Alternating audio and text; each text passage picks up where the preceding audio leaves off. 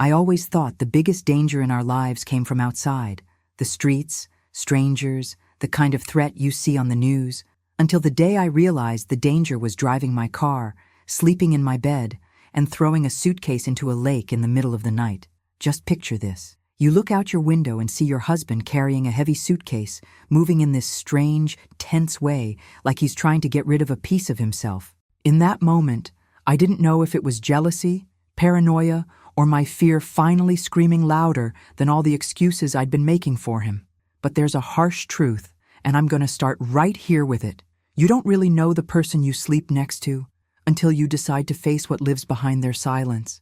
And that night, I decided to face it. Let me ask you something right at the start. What city are you watching this from? Because I keep imagining this story traveling across the United States, slipping into homes where someone is lying next to a person and feeling this strange discomfort they can't even name. Have you ever had that gut feeling that something's wrong, but you can't point exactly at what it is? That's how it was for me. On paper, I had everything people call a normal life: stable marriage, routine, laughter, affection. But behind that, there were little weird moments piling up, tiny red flags I kept pushing aside, until the night I watched my husband pull over near a lake, pop the trunk, and with a coldness I'd never seen before, toss that suitcase into the dark water. Right then, terror took over, and I had to face a question most people run from. How far would you go to find out the truth about the person you share your bed with? Before I go on, I'm going to ask you for one thing. If you like real, layered, heavy stories like this, go ahead and subscribe to the channel and hit like on this video. It's not just for engagement. It's because the more this story reaches people, the more folks stop calling their own fear overreacting. Because what I lived that night wasn't a movie, wasn't a series, wasn't some scripted thriller. I followed my husband's car with my heart racing, parked where he couldn't see me, watched him throw that suitcase into the lake, and then I had to decide. Either I went back home and pretended nothing happened, or I dove, literally, into my terror to find out what was in there. And here's the counterintuitive part. Sometimes what saves you isn't running away from fear. It's going exactly where it's pointing. That's what I did. And what I found inside that suitcase didn't just shock me. It completely rewrote what I thought I knew about love, trust, and secrets. I know a lot of people watching this are living through something they never say out loud. A phone always face down, schedules that don't match, stories that don't quite line up, a partner's past that's always too complicated to talk about. Maybe you're right there now, trying to decide if you believe, ignore, or finally follow your gut. And let me warn you, this story is not just about the suitcase I pulled out of the lake. It's about everything that was stuffed inside it. Another life, another identity, another family, another version of my husband I never knew existed. But it's also about what stayed inside me afterward. The fear, the terror, the courage, and the moment I finally chose not to carry someone else's secret for the rest of my life. If you stay with me till the end, I promise you'll never look at your own relationship the same way again. Not because I want to make you paranoid, but because I'm going to show you, step by step, what happens when fear gets ignored for too long. So get comfortable, take a breath, and come with me. I'm going to tell you, in detail, what happened the night I saw my husband throw a suitcase into a lake, what I found when I went back there alone, and how that night forced me to choose between protecting him or finally protecting myself.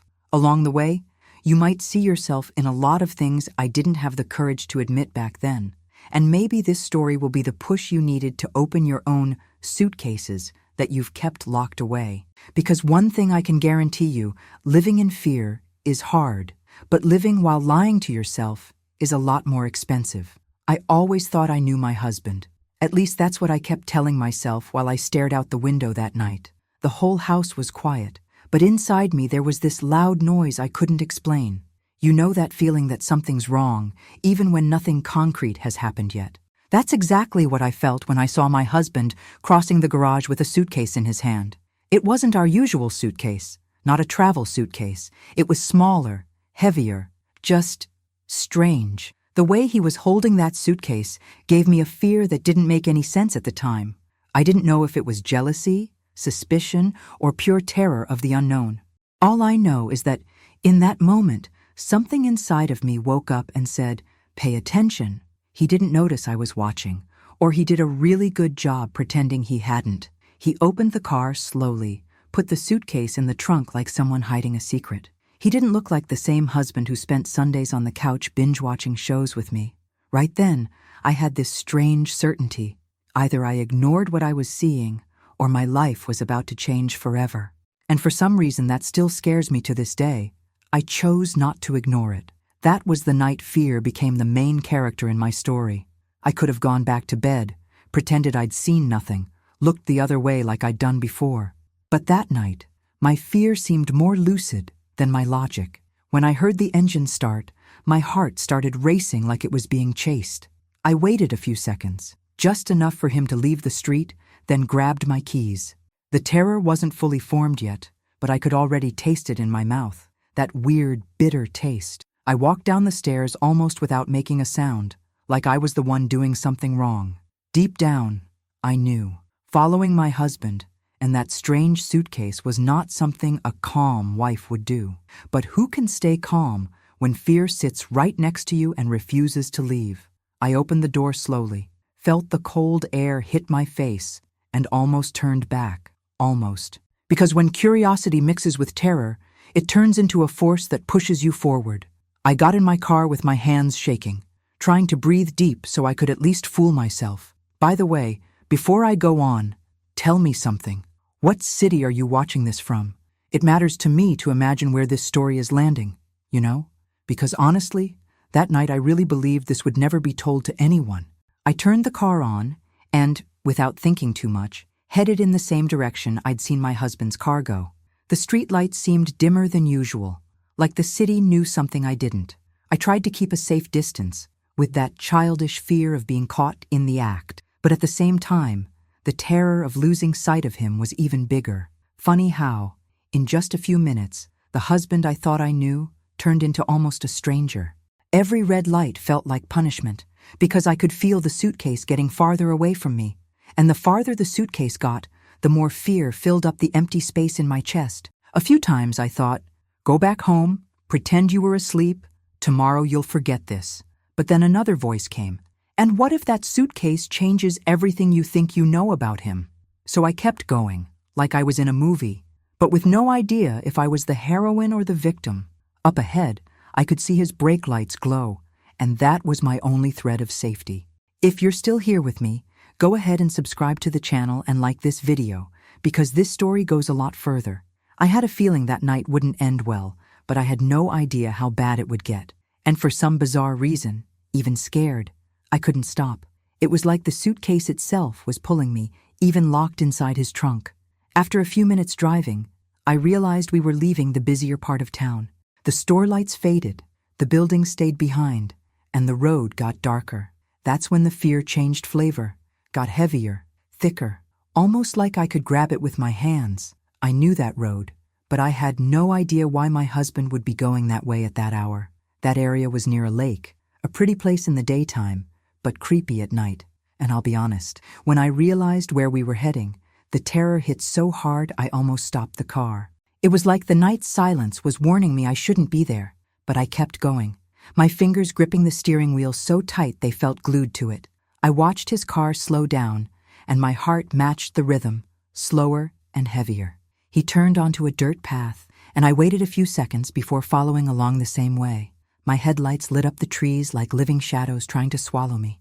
At that point, I didn't know if I was more scared of the suitcase or of what I was about to find out about my husband. From there on, I couldn't pretend it was just curiosity.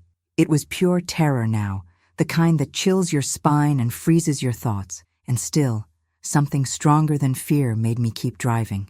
When I finally saw his car parked near the lake, I turned my headlights off. I stayed there, hidden, watching, like I was outside my own life, looking in. He got out of the car with the same suitcase in his hands, like he was carrying a piece of himself inside it. There was no music, no voices, only the wind and the water quietly tapping against the rocks. My husband looked around in this weird way, too alert, too careful. This wasn't some random night drive, and my fear had already turned into certainty. I held my breath when I saw him walk to the edge of the lake with the suitcase. For a second, I wanted to shout his name, ask what was going on, but I stayed quiet, paralyzed, like terror itself had put a hand over my mouth. He opened the suitcase for a moment, like he was checking something, and I tried to see, but couldn't. Then he closed it again, took a deep breath, and in a single motion, pushed the suitcase into the water. The sound of it hitting the surface was louder than it should have been, at least in my head. It felt like it wasn't just the suitcase sinking, it was also the image of our marriage going under. I felt something strange, like the ground disappeared under my feet, and as the suitcase vanished into the dark water, terror finally took over every inch of me. I stayed there for a few seconds, frozen, watching my husband stand there staring at the water. It was like he was saying goodbye to something I never knew existed. The way he breathed deep and ran his hand over his face told me that whatever it was, it weighed on him too.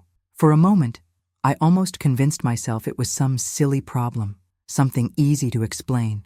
But fear wouldn't let me accept an easy answer. When he walked back to the car, my heart jumped into my throat, afraid he'd notice me. I waited for him to turn around, drive away, and disappear back down the road. Only then did I finally breathe, like I'd been holding the air since he first picked up that suitcase at home. In that instant, I knew I had two options: erase what I'd seen or follow it to the end. And if there's one thing terror does, it's drag you out of your comfort zone for good. I didn't know it yet, but that decision not to go straight home was about to change everything. And if you want to know what was really inside that suitcase, stay with me till the end and hit subscribe, because not even in the worst suspense movies have I seen anything as disturbing as what came next. But before I tell you how I went back to the lake alone, I need to explain something. The life I had with my husband before that night was never as perfect as it looked. I always liked to say my life was normal. I'd wake up early, make coffee, tidy up the house, and text my husband asking if he'd slept well. We had those little routines every couple has, you know? Friday nights usually meant ordering pizza and watching some random show, even if no one really paid attention. On Sundays, he'd sometimes wash the car in the driveway while I took care of the plants. From the outside, our life looked like one of those perfect family commercials you see on TV. And I'll be honest, for a long time, I believed in that image like it was absolute truth. It was more comfortable to see things that way than to look straight at what scared me. Because even before that suitcase showed up in my story, fear had already been knocking quietly inside me. Little restlessness, unanswered questions, feelings I kept sweeping under the rug. I kept repeating to myself, "He's a good husband. You're overreacting." And maybe I was, at least in a few moments. But today, looking back, I see that this overreaction was actually my instinct trying to scream, and I was the one choosing to silence it, all in the name of a normality that was never really that normal. Have you ever done that? Pretended not to see something just to keep the peace? My husband was always the kind of man who knew how to behave in public. Perfect smile, firm handshake, attentive eye contact when people talked. Everyone liked him, praised how polite he was, his sense of humor, his good family man vibe, and I, of course, fed on that like it was proof I'd made the right choice. Whenever fear showed up, I'd throw those compliments in my own face, inside my head. It doesn't make sense to be terrified. Look how well he treats your mom. Look how he talks about work. And it was true up to a point. He did look like the perfect husband. He'd bring me coffee in bed sometimes, remembered important dates, gave me random affection. Sometimes I really thought I was blessed to have someone like that beside me. But there were moments when his eyes looked too far away, like he was carrying an invisible suitcase full of things he never shared with me. In those moments, the silence in the living room felt heavier than any argument, and even feeling that weight, I chose to praise our life instead of questioning it, because questioning hurts, it stings, and we're afraid of the answers we might get. So I did what a lot of people do, smiled on the outside and negotiated quietly with my terror on the inside. Our routine was so perfectly timed, it gave the impression there was no room for secrets. He left for work almost at the same time every day, same jacket, same rushed goodbye kiss at the door. I even knew the exact sound his keys made when he got home, always between 8 and 9 at night. Sometimes he'd arrive tired, but still ready to talk about his day. Other times, he'd come in quiet, like he'd left a piece of himself somewhere I couldn't reach. On those nights, fear would knock on my door in the form of silly questions. Is he just tired or hiding something? I'd wonder while doing the dishes. And then I'd feel guilty for doubting a husband who'd never given me a concrete reason. If you've ever felt that mix of love, suspicion, and terror, you know how draining it is. Sometimes I'd put a video or TV show on just to stop my mind from imagining too much. And speaking of videos, if this story is making sense to you so far, go ahead and subscribe to the channel and like the video. It's your way of saying you're with me while I relive all this. Back to the routine.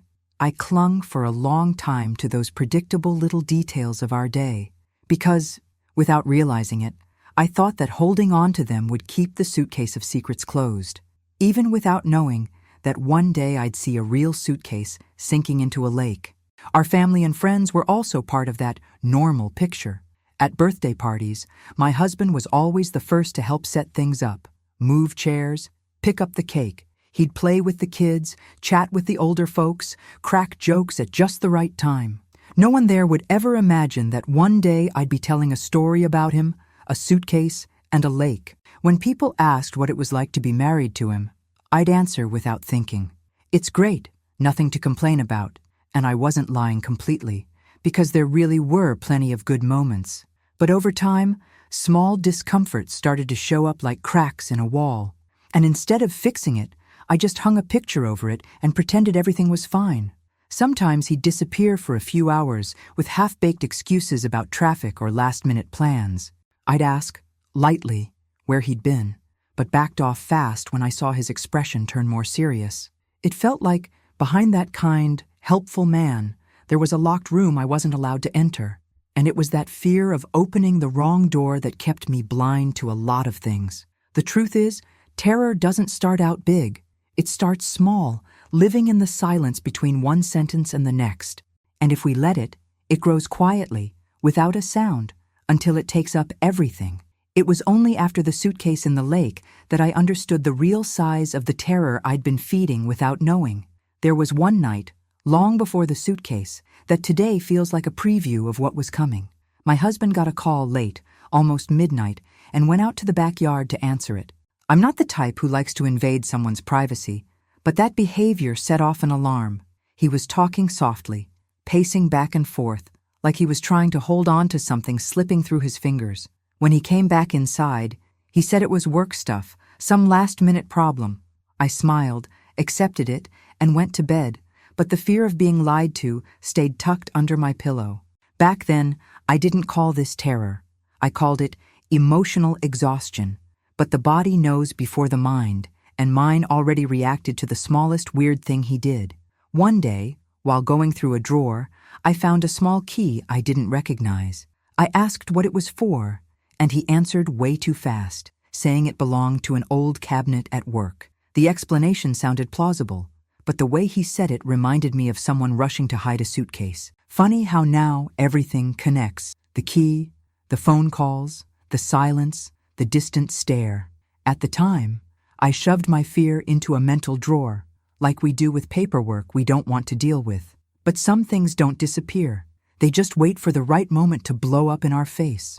And my moment came that night, standing by a lake that looked like it had been keeping secrets along with a suitcase. As time went on, I started to realize my fear wasn't just wild imagination. My husband's answers got shorter and shorter whenever I asked about his routine outside the house. He'd come home smelling like perfume that wasn't mine, with stories that changed if I asked the same question twice. But at the same time, he kept being caring, helpful, present, like he was juggling two lives in the same suitcase. That mix of kindness and mystery left me confused, drained, and most of all, terrified of facing a truth I wasn't sure I could handle. So I did what a lot of people do, pretended everything was fine while my heart silently screamed for help. Maybe you've done it too, felt something was off but didn't have the courage to stir things up. We're afraid of losing, afraid of being alone, afraid of admitting we chose wrong. And I wasn't any different. I was scared of finding out the husband I defended to everyone wasn't who I thought. But there's a limit to how long you can balance your life on top of a secret. And right before that night at the lake, that limit started cracking inside our house. The arguments got more frequent, more intense, like the truth itself was banging on the door asking to be let in. And it was during one of those fights that words were said, words that would only make sense later after I saw the suitcase sink. If you want to keep going with me and find out what happened in the argument right before the lake, stay here. Because that's exactly when fear stops whispering and starts screaming, opening the path to the next chapter of my life. The truth is, that night at the lake didn't really start at the lake. It started a few days earlier, inside our house, in the living room, between four walls that had already heard a lot. I remember walking in and instantly feeling something was off. My husband was on the couch, the TV on, but his eyes weren't really watching anything. It was like his mind was somewhere else, far away, carrying an invisible suitcase I couldn't see. I said his name. He answered with this dry, automatic tone that gave me a strange kind of fear. Not fear of being hit, not fear of a fight like that. Fear of the distance I felt growing between us. I sat down across from him, looked straight at him, and asked a simple question. Are you really okay? He took a few seconds too long to answer, and that silence was what triggered my terror. When someone hesitates to say, I'm fine, it's usually because they aren't. He said he was tired, that work had been rough, that I was overthinking everything. And there it was again, that little guilt knocking on my door, telling me to stop creating problems. But this time, something in me refused to retreat. Maybe because deep down, I already knew there was a suitcase full of secrets right there in our living room. I took a deep breath and, for the first time in a long time, I told him exactly how I'd been feeling. I said I'd been suspicious, that his behavior had changed, that his schedule didn't add up, that his silence scared me. He laughed, not a warm laugh, an ironic one, the kind that cuts. He asked if I'd been watching too many dramas, making up stories, looking for terror where there wasn't any. That sentence hit me like a punch, because suddenly I became the problem. I was the paranoid wife, the one who didn't trust her husband enough, the one creating tension for no reason. But instead of backing down, I went deeper, brought up the late-night phone call, half-explained excuses, the mysterious little key. His expression changed instantly, like I'd just dragged a hidden suitcase into the middle of the room.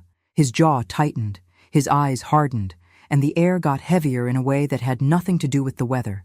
He stood up, started pacing, saying I was crossing a line, that everyone was entitled to privacy, that he was a good husband, that nothing justified my doubt. And there I was, torn between the fear of losing him and the terror of living with this constant feeling of being lied to.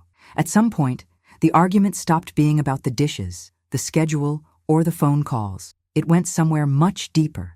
I told him I couldn't stand being afraid inside my own house anymore, that the terror of being lied to was slowly becoming part of my daily routine. He asked if I thought he had another woman, if that was the real issue. And that's when I realized, if it were just another woman, it might actually hurt less than what I really feared. What terrified me wasn't just cheating. It was the feeling that my husband was hiding something way bigger, something that could fit inside a suitcase and be thrown into a lake, if necessary. I said it out loud. There's something about you I don't know, and that scares me. He gripped the side of the couch so hard his knuckles went white. Then he said a sentence I'll never forget. There are things that, if you knew, you'd never sleep in peace again. That line stuck in my mind like it had been carved into the wall. At the time, I didn't fully understand what he meant. Later, standing by that lake, watching a suitcase disappear underwater, it made terrifying sense. After that sentence, the argument took on this cold, calculated tone. My husband started talking about trust, like everything wrong was my fault. According to him, it wasn't what he did or didn't do that could ruin our marriage. It was my fear, my suspicion, my pavor that would destroy everything. Classic reversal. I started the conversation trying to understand my own fear and ended up feeling guilty for even having it. Still, something in me had already woken up and it wasn't going back to sleep. While he talked, I stared at his hands and wondered what else they'd held besides mine. What kind of secret? What kind of past? What kind of weight was he carrying that I'd never been allowed to touch? The living room felt smaller, the air thicker, and my fear began morphing into something else, active suspicion. It wasn't passive fear anymore, the kind that accepts any excuse. It was a fear that watched, that listened, that remembered every detail. Without realizing it, I was already tracking the invisible suitcase he carried inside him. I just didn't know that soon I'd see a real one being thrown into the dark water of a real lake. That day, the argument didn't end with a hug, an apology, or some kind of cheesy reconciliation. He went to the bedroom, slammed the door harder than usual, and I stayed in the living room alone with my fear. I looked at the clock and realized we'd been circling around the same things for over an hour. And yet, nothing had actually been said. We'd been orbiting around a suitcase we didn't dare open. Later, I went to the bedroom too. He pretended to be asleep, and I pretended to believe him. Two people lying in the same bed, separated by an invisible suitcase full of secrets. And tell me, what side would you rather be on? The side of the one who knows too much, or the side of the one who prefers not to know anything at all?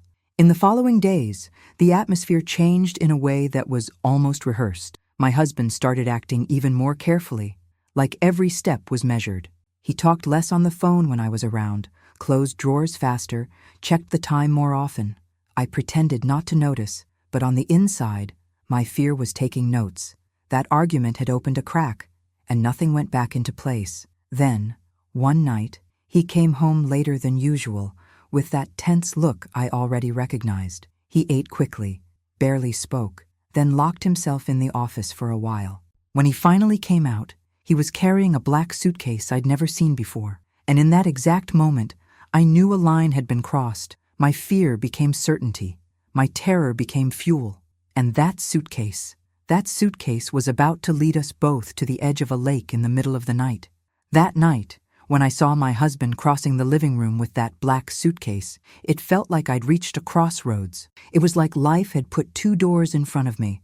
Behind one, I stayed on the couch, pretending not to see anything. Behind the other, I got up and finally faced the fear I'd been dragging around for months. He walked past me quickly, avoiding my eyes, and that hurt more than any argument. When someone can't even look at you, deep down, they already know what they're doing isn't right. The way he held the suitcase, the way he rushed to the front door, everything screamed, "This is wrong." I heard the door open, the keys, his steps heading toward the driveway. Right there, in something as ordinary as footsteps on concrete, I made my decision. I wasn't going to just sit there anymore. If I let my husband leave with that suitcase without knowing where he was going, I knew I'd lose my last chance to understand who he really was. It was either live with a truth that hurt, or live with a lie that would slowly kill me. And for the first time, terror pushed me forward, not backward. I waited a few seconds after I heard his car pull away, just enough for him to leave the street. Then I went to the bedroom, grabbed my bag, my car keys, and headed downstairs as quietly as I could. Every step felt like a test. "You sure? You really want to do this?" My heart was pounding. My hands were shaking. But there was a strange clarity underneath it all. The image of the suitcase in his hand kept flashing in my mind, like a warning I couldn't ignore. I opened the front door slowly and felt the chill of the night hit my face. I could have turned around right there, told myself I was being dramatic, that I should just go to bed and talk tomorrow. But tomorrow had been my excuse for too long. Tomorrow I'll ask. Tomorrow I'll pay attention. Tomorrow I won't ignore my fear. That night, tomorrow wasn't enough anymore. I locked the door behind me, walked to my car, and got in like someone crossing a line they know they can't uncross. When I turned the engine on, my first instinct was to back out of the driveway and go anywhere but after him. My mind tried to bargain. If you don't see anything, nothing changes. You can go back to your normal life. But deep down, I knew the truth. My normal life had ended the moment I saw that suitcase. So instead of turning away, I followed the route I'd seen his car take. I kept a safe distance, far enough that he wouldn't notice, close enough that I wouldn't lose him. The city lights started to thin out as we left our neighborhood. Traffic lights, gas stations, late-night diners, everything stayed behind. Soon it was mostly dark road, trees, and the rhythmic glow of his taillights ahead of me. Fear sat in the passenger seat, buckled in, refusing to leave. Terror drove too, because every mile we put between us and civilization made everything feel more dangerous. There was a moment at a red light where I almost gave up. He stopped up ahead, and I had to stop a little farther back so he wouldn't spot me in his rearview mirror. My palms were sweating. My vision got blurry for a second, and I felt like I might throw up. 1,000 scenarios flashed through my head at once. What if he was going to meet someone? What if it was something illegal? What if there was something or someone inside that suitcase I wasn't ready to face? Each possibility came with its own flavor of terror, and the worst part, I wasn't prepared for any of them. But then another thought came, cutting through the chaos. Whatever is happening is already happening. You knowing or not doesn't change the fact. The suitcase already existed. The secret already existed. My choice wasn't about creating a problem. It was about finally seeing the one that was already there. When the light turned green and he drove ahead, I followed. At that point, it was like my future was hooked onto his rear bumper. The road started to change. The asphalt gave way to rougher pavement, then patches of dirt. The farther we went, the fewer streetlights there were. The sky felt bigger, darker, heavier. I knew that area. It was close to a lake, pretty during the day, unsettling at night. My stomach dropped when I realized exactly where he was heading. No one goes out to a lake with a suitcase in the middle of the night for something simple. My fear got a new last name, concrete. I lowered my headlights a bit and kept my distance, trying not to stand out. Branches scraped my car, small rocks crunched under the tires, and every sound felt like a warning. Part of me wanted to turn back and go home, curl up in bed and pretend this never happened. But I knew if I did that, I'd be trading one night of fear for a lifetime of doubt. So I gripped the steering wheel tighter and kept going. When I saw his brake lights flare one more time, my whole body reacted. He turned onto a small dirt road that I knew led straight to the lake. I counted to 10 and made the same turn.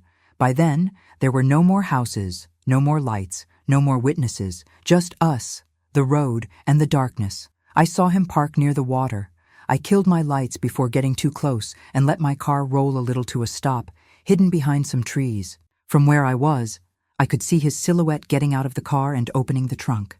Even at a distance, I recognized the shape of the suitcase. I stayed completely still, barely breathing, terrified he'd suddenly look back and catch me there.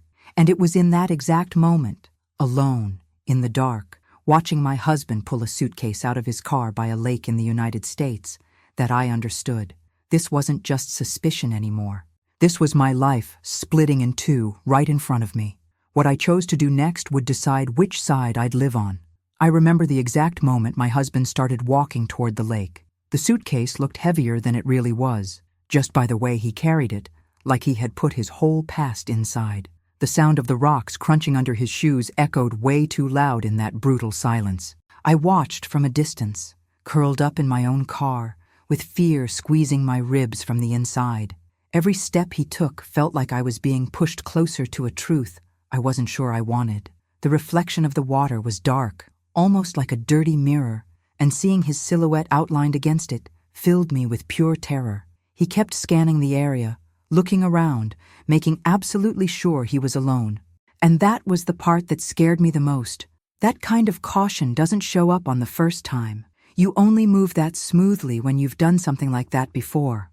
I held my breath when he stopped just a few feet from the edge, gripping the suitcase with both hands. For a second, I really thought he would stop, turn around, bring it back to the car. But what happened next was final. He lifted the suitcase, took a deep breath, and got ready to let it go. If you're still here with me, breathe with me, because even remembering this now makes my skin crawl. And if you haven't subscribed yet or liked this video, do it now, so I know I'm not reliving this night alone. When the suitcase left his hands, time slowed down in my head. I saw every inch of that suitcase cutting through the air like a scene in slow motion. It felt like all our conversations, all our fights, all our silences were being thrown right along with it. The sound of the suitcase hitting the water was short and sharp, but inside me it exploded like thunder. My heart jumped, like it wanted to dive after it and drag it back to the surface. But fear glued me to the seat, reminding me that if I stepped out, there'd be no way to pretend I didn't know. The suitcase floated for a few seconds, almost like it was deciding whether to sink or not. Those few seconds were enough for me to look at my husband's face. He wasn't shocked. He wasn't confused. He didn't look like someone making a mistake. His face was tense, serious, focused, like a man doing what needed to be done. And that, more than anything, filled me with terror. There was no panic, just decision. Slowly, the suitcase started to sink, swallowed by the dark water, disappearing before my eyes. And as it went down, so did the version of my husband I thought I knew. Right there, on the shore of that lake, I realized the man I slept next to was capable of things I never imagined. That certainty hurt more than anything I might have seen inside that suitcase. As the suitcase disappeared, he just stood there for a moment, staring at the water. No tears, no dramatic breakdown, no visible relief either. Just this heavy, empty silence. I kept watching and wondering if he was remembering what he'd just thrown away. Or who? Was he feeling the same fear I was, or was his terror of a completely different kind? You know that moment when you look at someone and realize you never really knew them at all.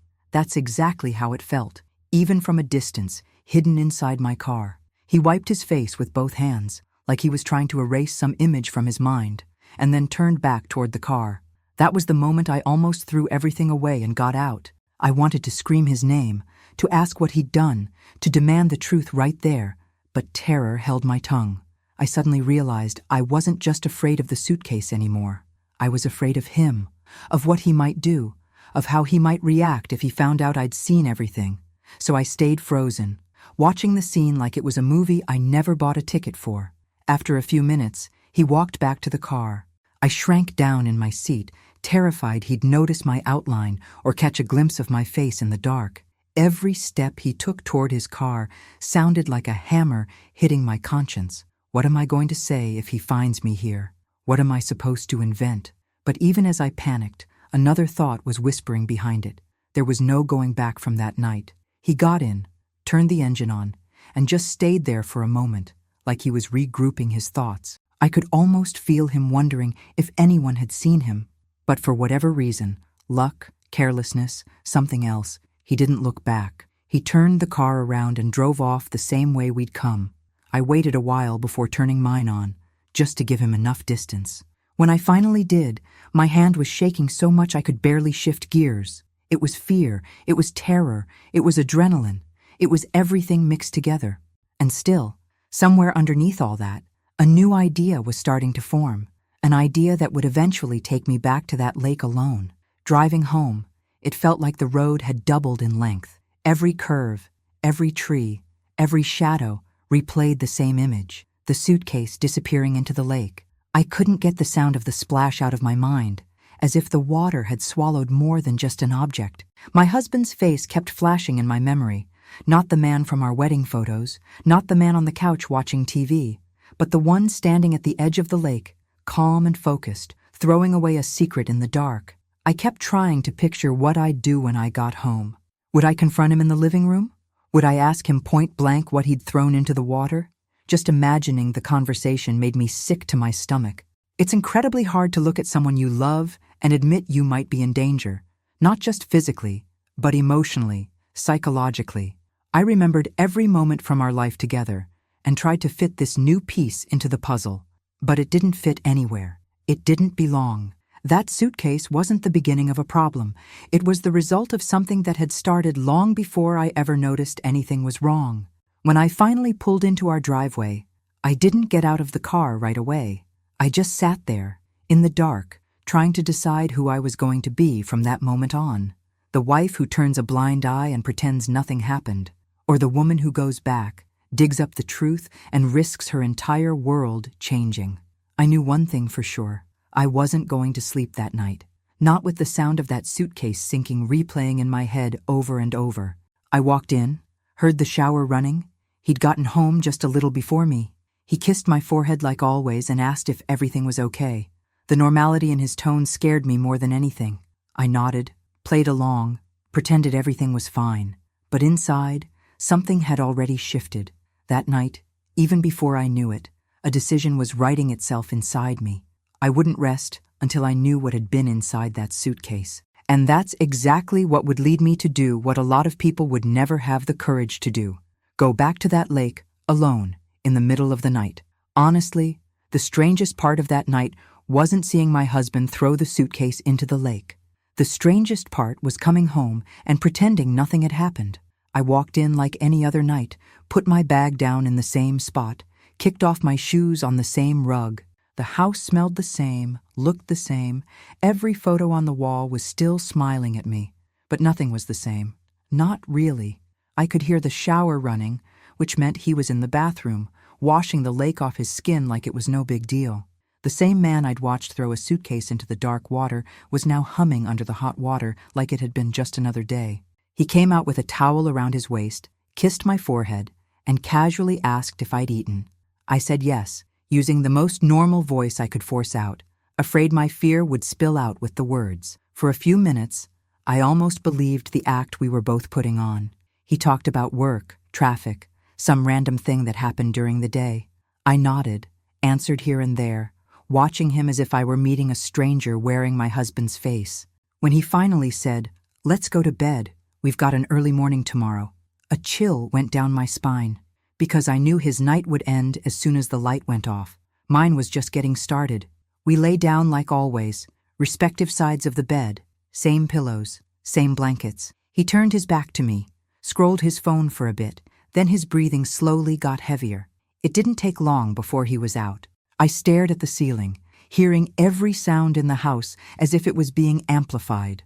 The ticking of the clock, a car passing far away, the slow rhythm of his breathing beside me. Every breath he took sounded like the echo of the suitcase hitting the water. I closed my eyes and saw it sinking again and again, like a loop I couldn't escape from. My body was exhausted, but my mind was wide awake, flooded with questions I didn't know how to answer. What was in that suitcase? Documents? Money? Stolen things? Something worse? The more my imagination ran wild, the more my terror grew into something almost physical. I'd turn my head and look at his face in the dark, peaceful, relaxed, like a man who'd had a long day and was simply resting. And that contrast messed me up deeply. How can someone sleep like that after throwing a suitcase into a lake? As the hours crawled by, sleep felt like a language I'd forgotten. My mind started building theories like a crime show writer on overtime. First, I tried the light version. Maybe it was just paperwork from work, something confidential, something he wanted to get rid of. But then I remembered the time, the lake, the secrecy. If it were that harmless, why not shred it? Why drive off in the middle of the night? Then my brain went straight to the worst-case scenarios. Illegal stuff, debts, people I didn't want to imagine, things that could drag us both into real danger. And, of course, there were the thoughts I didn't even want to name, the kind that make your heart stop just for thinking about them. My fear turned into this sick screenwriter, creating scene after scene I desperately wanted to pause. I remembered his words from that argument. There are things that, if you knew, you'd never sleep in peace again. And there I was. I didn't know, and I still wasn't sleeping. I realized in that moment that ignorance wasn't protecting me anymore. It was torturing me. At some point, I got tired of fighting with my own thoughts while pretending to rest. I slipped out of bed slowly, careful not to wake him up, like I was the one doing something wrong. I went to the kitchen, grabbed a glass of water, but the knot in my throat didn't go away.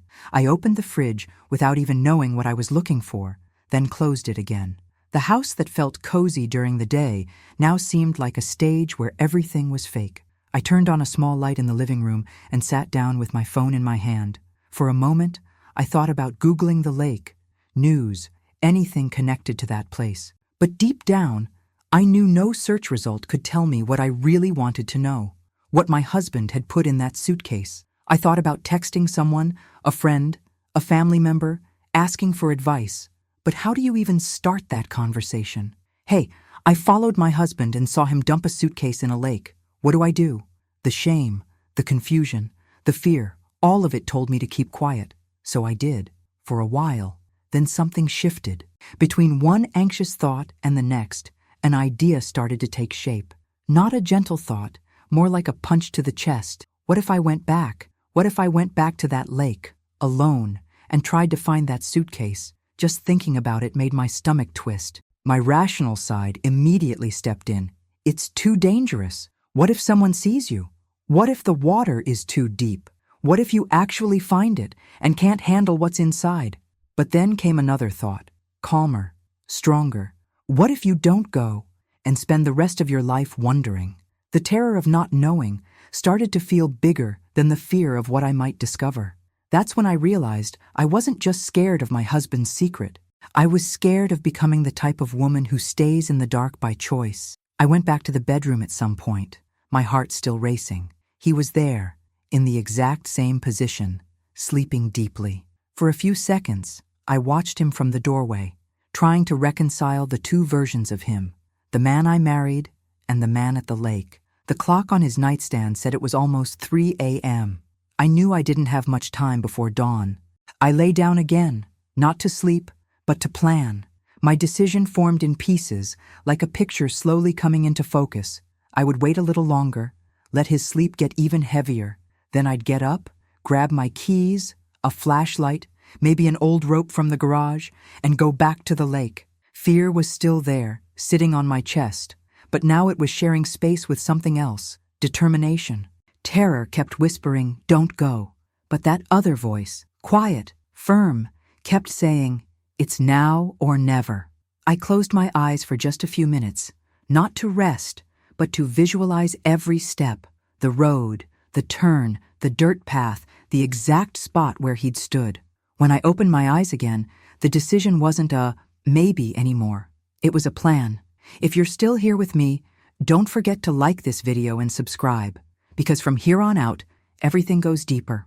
I waited for the right moment, eased myself out of bed, and felt my heart pounding in my throat. I was about to go back to the same lake in the middle of the night, alone. But this time, I wasn't just following my husband. I was following my fear all the way to the source. When I finally got out of bed that night, it felt like I was betraying someone. Not just my husband, but the version of myself that had always tried to be the good wife, calm, trusting, never questioning too much. I looked at him one last time while he slept on his side, face relaxed, like the world was perfectly fine.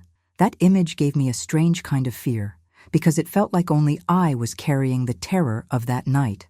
I grabbed my car keys quietly, pulled on a warm jacket, and took a deep breath before leaving the room. The house was dark and silent, but there was nothing comforting about that silence anymore. Every piece of furniture felt like a witness to what I was about to do. I went downstairs counting each step, like every number was a chance to turn back. 1, 2, 3, until I realized I'd already gone too far to pretend this was nothing. At the front door, my hand shook on the doorknob, not from the cold, but from fear of what I might find. The image of the suitcase sinking into that black water replayed in my mind over and over, and I knew if I stayed in that house, that scene would haunt me for the rest of my life. I opened the door slowly, felt the cold American night hit my face, and understood that from now on, I was on my own. No script, no guarantee, just me, my fear, and a lake that knew more about my husband than I did. Still, I stepped out. The walk to the driveway felt longer than usual. Every step of my bare feet on the cold concrete echoed in my head like a question. Are you really doing this? I unlocked the car, trying to be as quiet as possible, almost apologizing to the night for breaking it. When I sat down and shut the door, a wave of terror washed over me so strong I almost turned the engine off. But then I remembered his face by the water, his hands letting go of that suitcase, and suddenly, staying home felt more dangerous than going back. It's strange how sometimes you have to be more afraid of staying where you are than of moving forward. I glanced at the rearview mirror and saw my house growing smaller behind me as I pulled away. It felt symbolic, like the life I knew was staying there while I drove toward something I couldn't undo. The streets were almost empty, just a few blinking traffic lights and the occasional passing car. I drove slowly, trying to steady my breathing while terror sat heavy in my chest. What if someone sees me there? What if I get in trouble? What if I find something I can't handle? My mind kept throwing questions at me, but my hands stayed on the wheel. And before I ask you what you would have done, let me ask, what city are you watching this from? I like to imagine where this story is landing, because I know there are people, all over the States, falling asleep next to secrets they're too scared to look at. That night, I decided I'd rather be terrified by the truth than slowly destroyed by a lie. The farther I drove from the city, the darker everything became. Streetlights disappeared. Stores and gas stations turned into silhouettes in the rearview mirror. It was just me, the road, and the occasional speed limit sign barely lit by my headlights. I knew exactly where I was going, But the route seemed different at that hour. Longer, emptier, more threatening. The trees along the highway looked closer, like they were leaning in to listen to what I was about to do. Every curve reminded me of the way my husband's car had moved just a few hours earlier. The memory of him taking that same road with the suitcase in the trunk kept pushing me forward. My fear talked nonstop. This is insane. You shouldn't be out here alone. Go back. But there was another voice, quieter but clearer. You already saw too much. Turning back won't make it go away. I found myself talking under my breath, trying to keep myself grounded. You're just going to look, just see, then you decide what to do next. That's how we negotiate with terror, one small step at a time, pretending we're in control. I gripped the steering wheel tighter, almost as if it were the only solid thing in this whole situation. When the lake finally appeared in the distance, my stomach clenched so hard it almost hurt. Out there, somewhere in that water, was a suitcase with the truth my husband had tried to drown. When the faint reflection of the lake came into view, even in the dark, a shiver ran down my spine. I slowed down and turned off my headlights before getting too close, afraid someone might be around.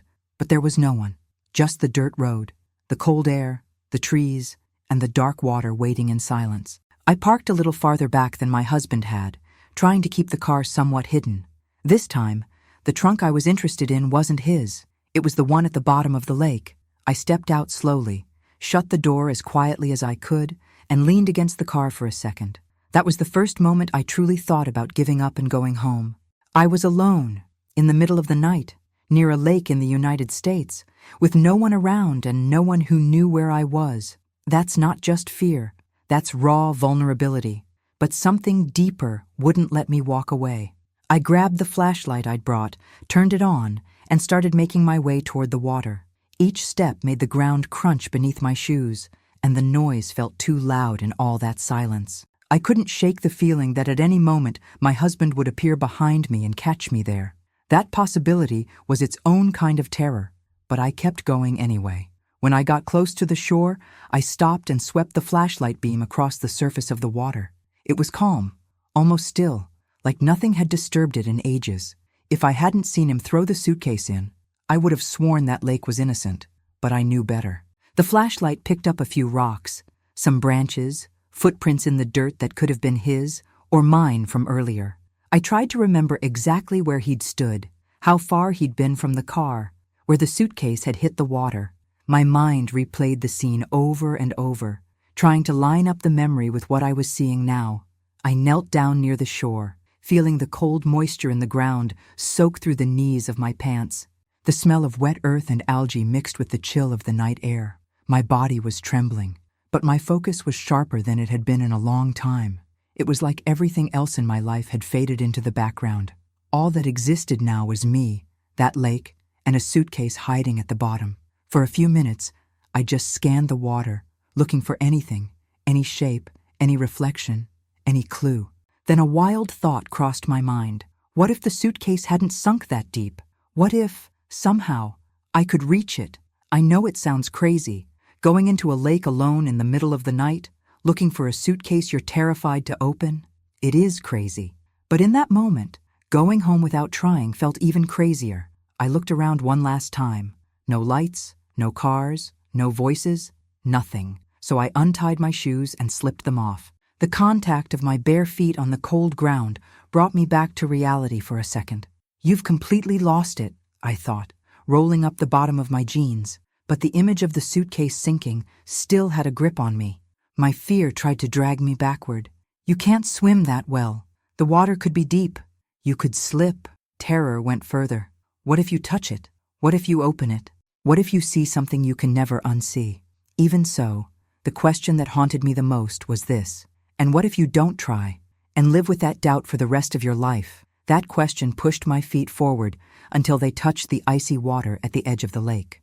The cold was like an electric shock up my legs. I sucked in a breath, gripping the flashlight tighter, and took another step, then another.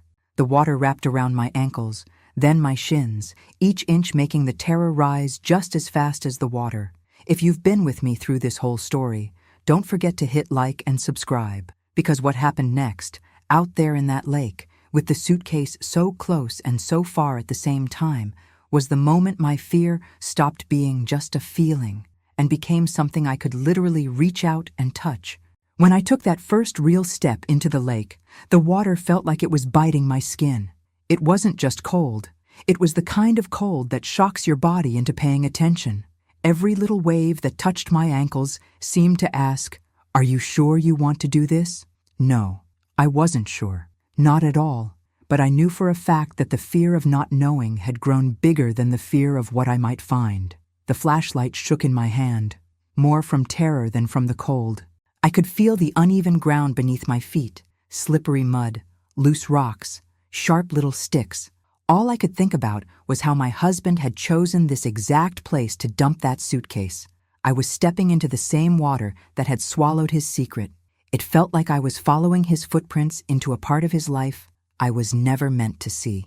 The water reached the bottom of my rolled-up jeans, then climbed a little higher. Each step felt riskier than the last, but going back somehow felt worse. If you've ever stood right in the middle between backing out and going all in, you know how exhausting that is. And just so you don't forget, I want to know where you're watching from. Drop your city in the comments later, because I know there are people all over this country with their own lakes and suitcases they're afraid to touch. As I moved forward, the water climbed slowly, from my knees to almost halfway up my thighs. From the shore, the lake had seemed shallow. Up close, it had layers I couldn't see before, just like my husband. Every step I took demanded balance and attention. One wrong move, and I'd lose my footing. It was strange to realize I was being more careful with the ground under my feet than I'd ever been with the man I married. I swept the flashlight across the water, forward and down, searching for anything out of place. My heart and my breathing were racing at the same pace, this fast, uneven rhythm. I kept thinking about what could be inside that suitcase. Evidence, stolen stuff, objects from another life, something criminal, something unforgivable. At the same time, a part of me desperately hoped I wouldn't find anything at all. If the suitcase was gone, I could at least pretend I'd imagined things, but I knew that was a lie too. The truth was out there, under that water, and I was already in too deep, literally and emotionally, to pretend otherwise. At one point, the ground under my feet just disappeared for a second. I slipped on a deeper patch, and my body dipped lower into the water. The cold rushed up my body so fast, I let out a sharp gasp. The flashlight beam jerked wildly across the surface, casting weird moving shadows that looked like hands reaching for me. For a split second, terror screamed inside me. Get out! Get out now! This is insane! My mind shot me an image of me going under, alone, in the middle of the night, in some lake in the US that no one even knew I'd gone back to. But then another voice, that same steady one from earlier, cut through the panic. You're already here. You didn't come this far to leave empty-handed. I planted my feet again, more carefully this time, and forced myself to keep going, trying to pierce the murky water. I knew I wouldn't be able to see everything. Anything beyond a certain depth was hidden in blackness, and maybe that was the scariest part, knowing some things might stay hidden forever, no matter how much I tried. But I wasn't leaving without at least trying to find that suitcase. And then, suddenly, the beam of the flashlight hit something that didn't belong there. It wasn't a rock, it wasn't a branch. It was a straight edge, a weirdly clean line in the middle of the mud and stones. I froze. My breath hitched in my throat as I adjusted the beam to get a better look. There it was, partially buried, worn by the water, but unmistakably not natural. Metal, corners, a familiar shape. My first instinct was to back away, pretend I hadn't seen it, because finding the suitcase meant killing the last excuse I had to keep living in denial. As long as it was just a memory, I could question myself. Had I really seen what I thought I saw? Was it just my mind playing tricks on me? But now, staring at that shape on the lakebed, I didn't have that option anymore. The suitcase was real. My fear knotted up inside me so tight it almost hurt. My mind started throwing the worst images possible into my head of what might be inside. I closed my eyes just for a second, trying to pull myself together. When I opened them, the suitcase was still there, waiting. The only thing between me and the truth now was the courage to reach out and grab it. I moved closer, very carefully, feeling the mud sucking lightly at my feet. The flashlight was focused on that one spot now. Up close, there was no doubt. It was the same suitcase I'd seen in his hands and watched sink into the lake. Seeing it like that, half buried, half visible, felt like taking a punch to the stomach. There was no way to call this paranoia anymore. No way to pretend I was overreacting or imagining things. My husband had thrown a real suitcase into a real lake, and I had just found it. I stretched out my hand, my whole arm trembling.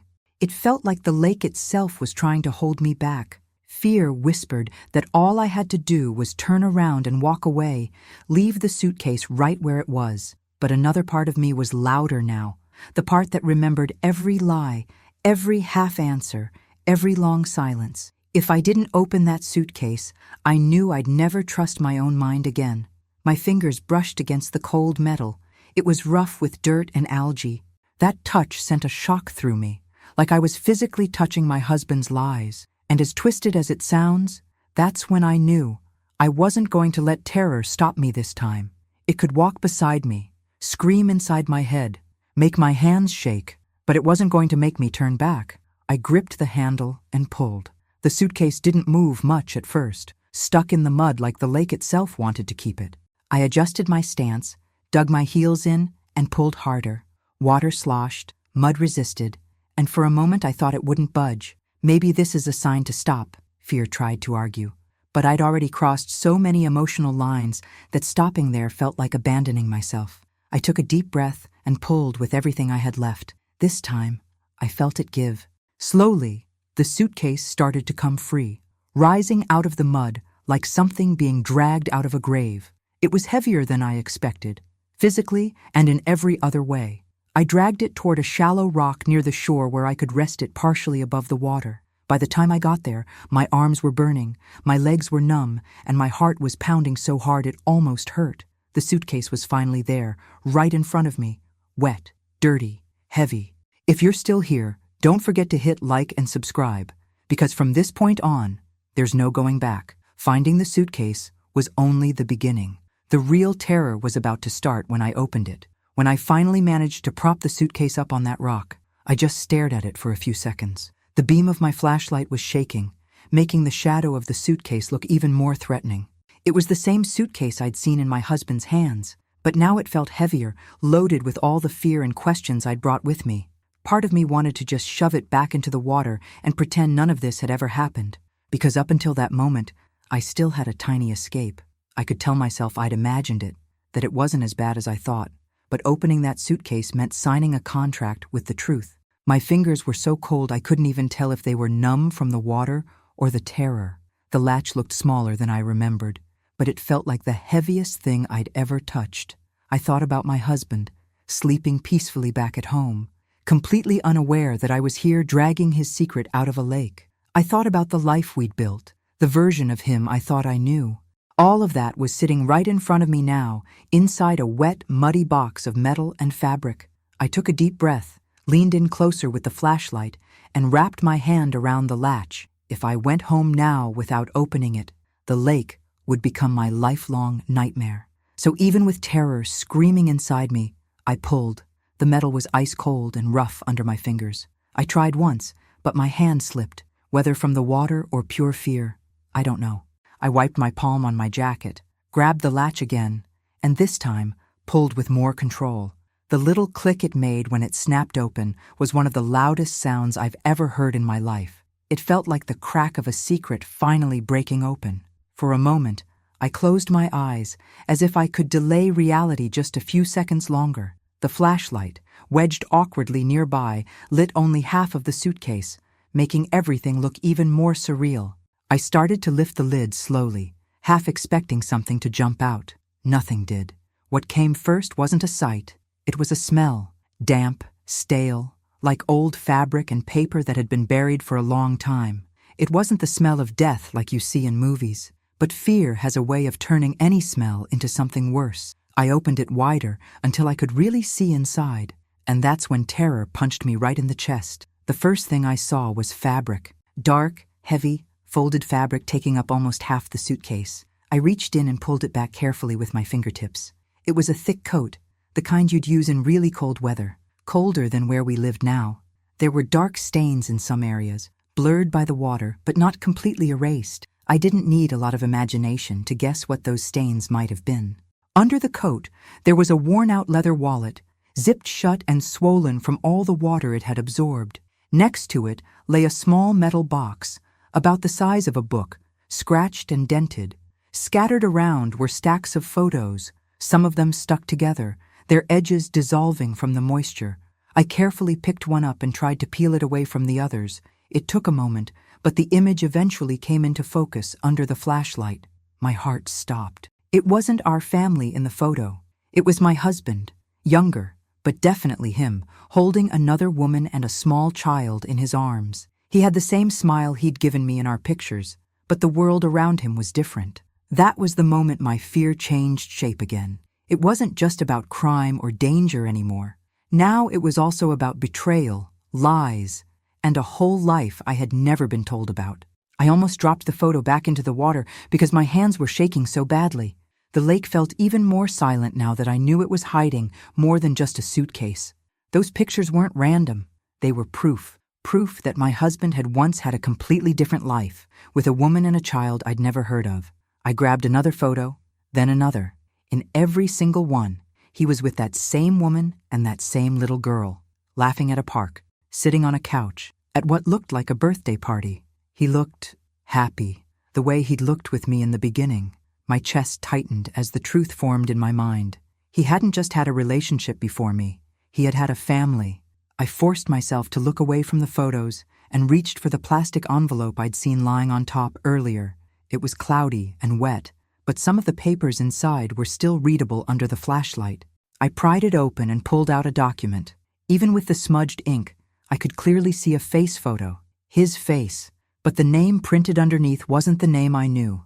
For a second, I thought my brain was glitching. I checked again. Same face, different name, different last name, different identity. The document looked official, some kind of government record. Bits of text still showed through the water damage. Identity change, protective, investigation. The combo of those words made my terror skyrocket. This wasn't just about infidelity or some old relationship. This had legal weight. In another paper, barely holding together, I could make out what looked like a police report. His old name, the woman from the photos, mention of a minor child, and words like domestic, incident, and complaint. Not everything was readable, but enough to tell me there had been serious trouble. My husband wasn't just hiding a romantic past. He was hiding a past filled with fear, conflict, and possibly violence. My breathing got shallow and fast, like my body didn't know whether to run or collapse. The suitcase wasn't just a container of old stuff. It was a coffin for a whole life he'd buried. I went back to the metal box. Up until that moment, it had just been one more object in the suitcase. Now it looked like it was screaming in silence. What would someone keep locked inside a box, inside a suitcase they eventually throw into a lake? With hands still trembling, I grabbed it and tried to open the latch. It was stuck, crusted with rust and mud. I had to use both hands and a lot of effort to finally crack it open. When the lid came up, I felt like I was prying open my own chest. Inside, there was a small handgun, rusty in some parts, clearly old and not loaded. But it was still a weapon, and just seeing it there made my fear spike again. Beside it were two tiny children's rings, the kind you'd find in a toy store or a cheap little jewelry box, both with a star on them. There was also a delicate gold chain with a heart-shaped pendant. The contrast between the gun and those delicate objects made my stomach twist. It was like the suitcase was holding both love and danger in the same cramped space. Tucked in one corner of the box were a few old bills from another country, a place my husband had never mentioned visiting. Each item felt like a puzzle piece from a story I'd never been allowed to hear. I closed my eyes for a moment and tried to breathe, but even the act of pulling air into my lungs felt heavy. Inside that suitcase, I hadn't found a body like part of my mind had feared, but I had found something that, in some ways, weighed just as much: a lost identity, a missing family, a past tied to the legal system, and physical symbols of a life that had been abandoned and thrown away. My terror shifted again, from "what if he's a killer?" to "who exactly did I marry?"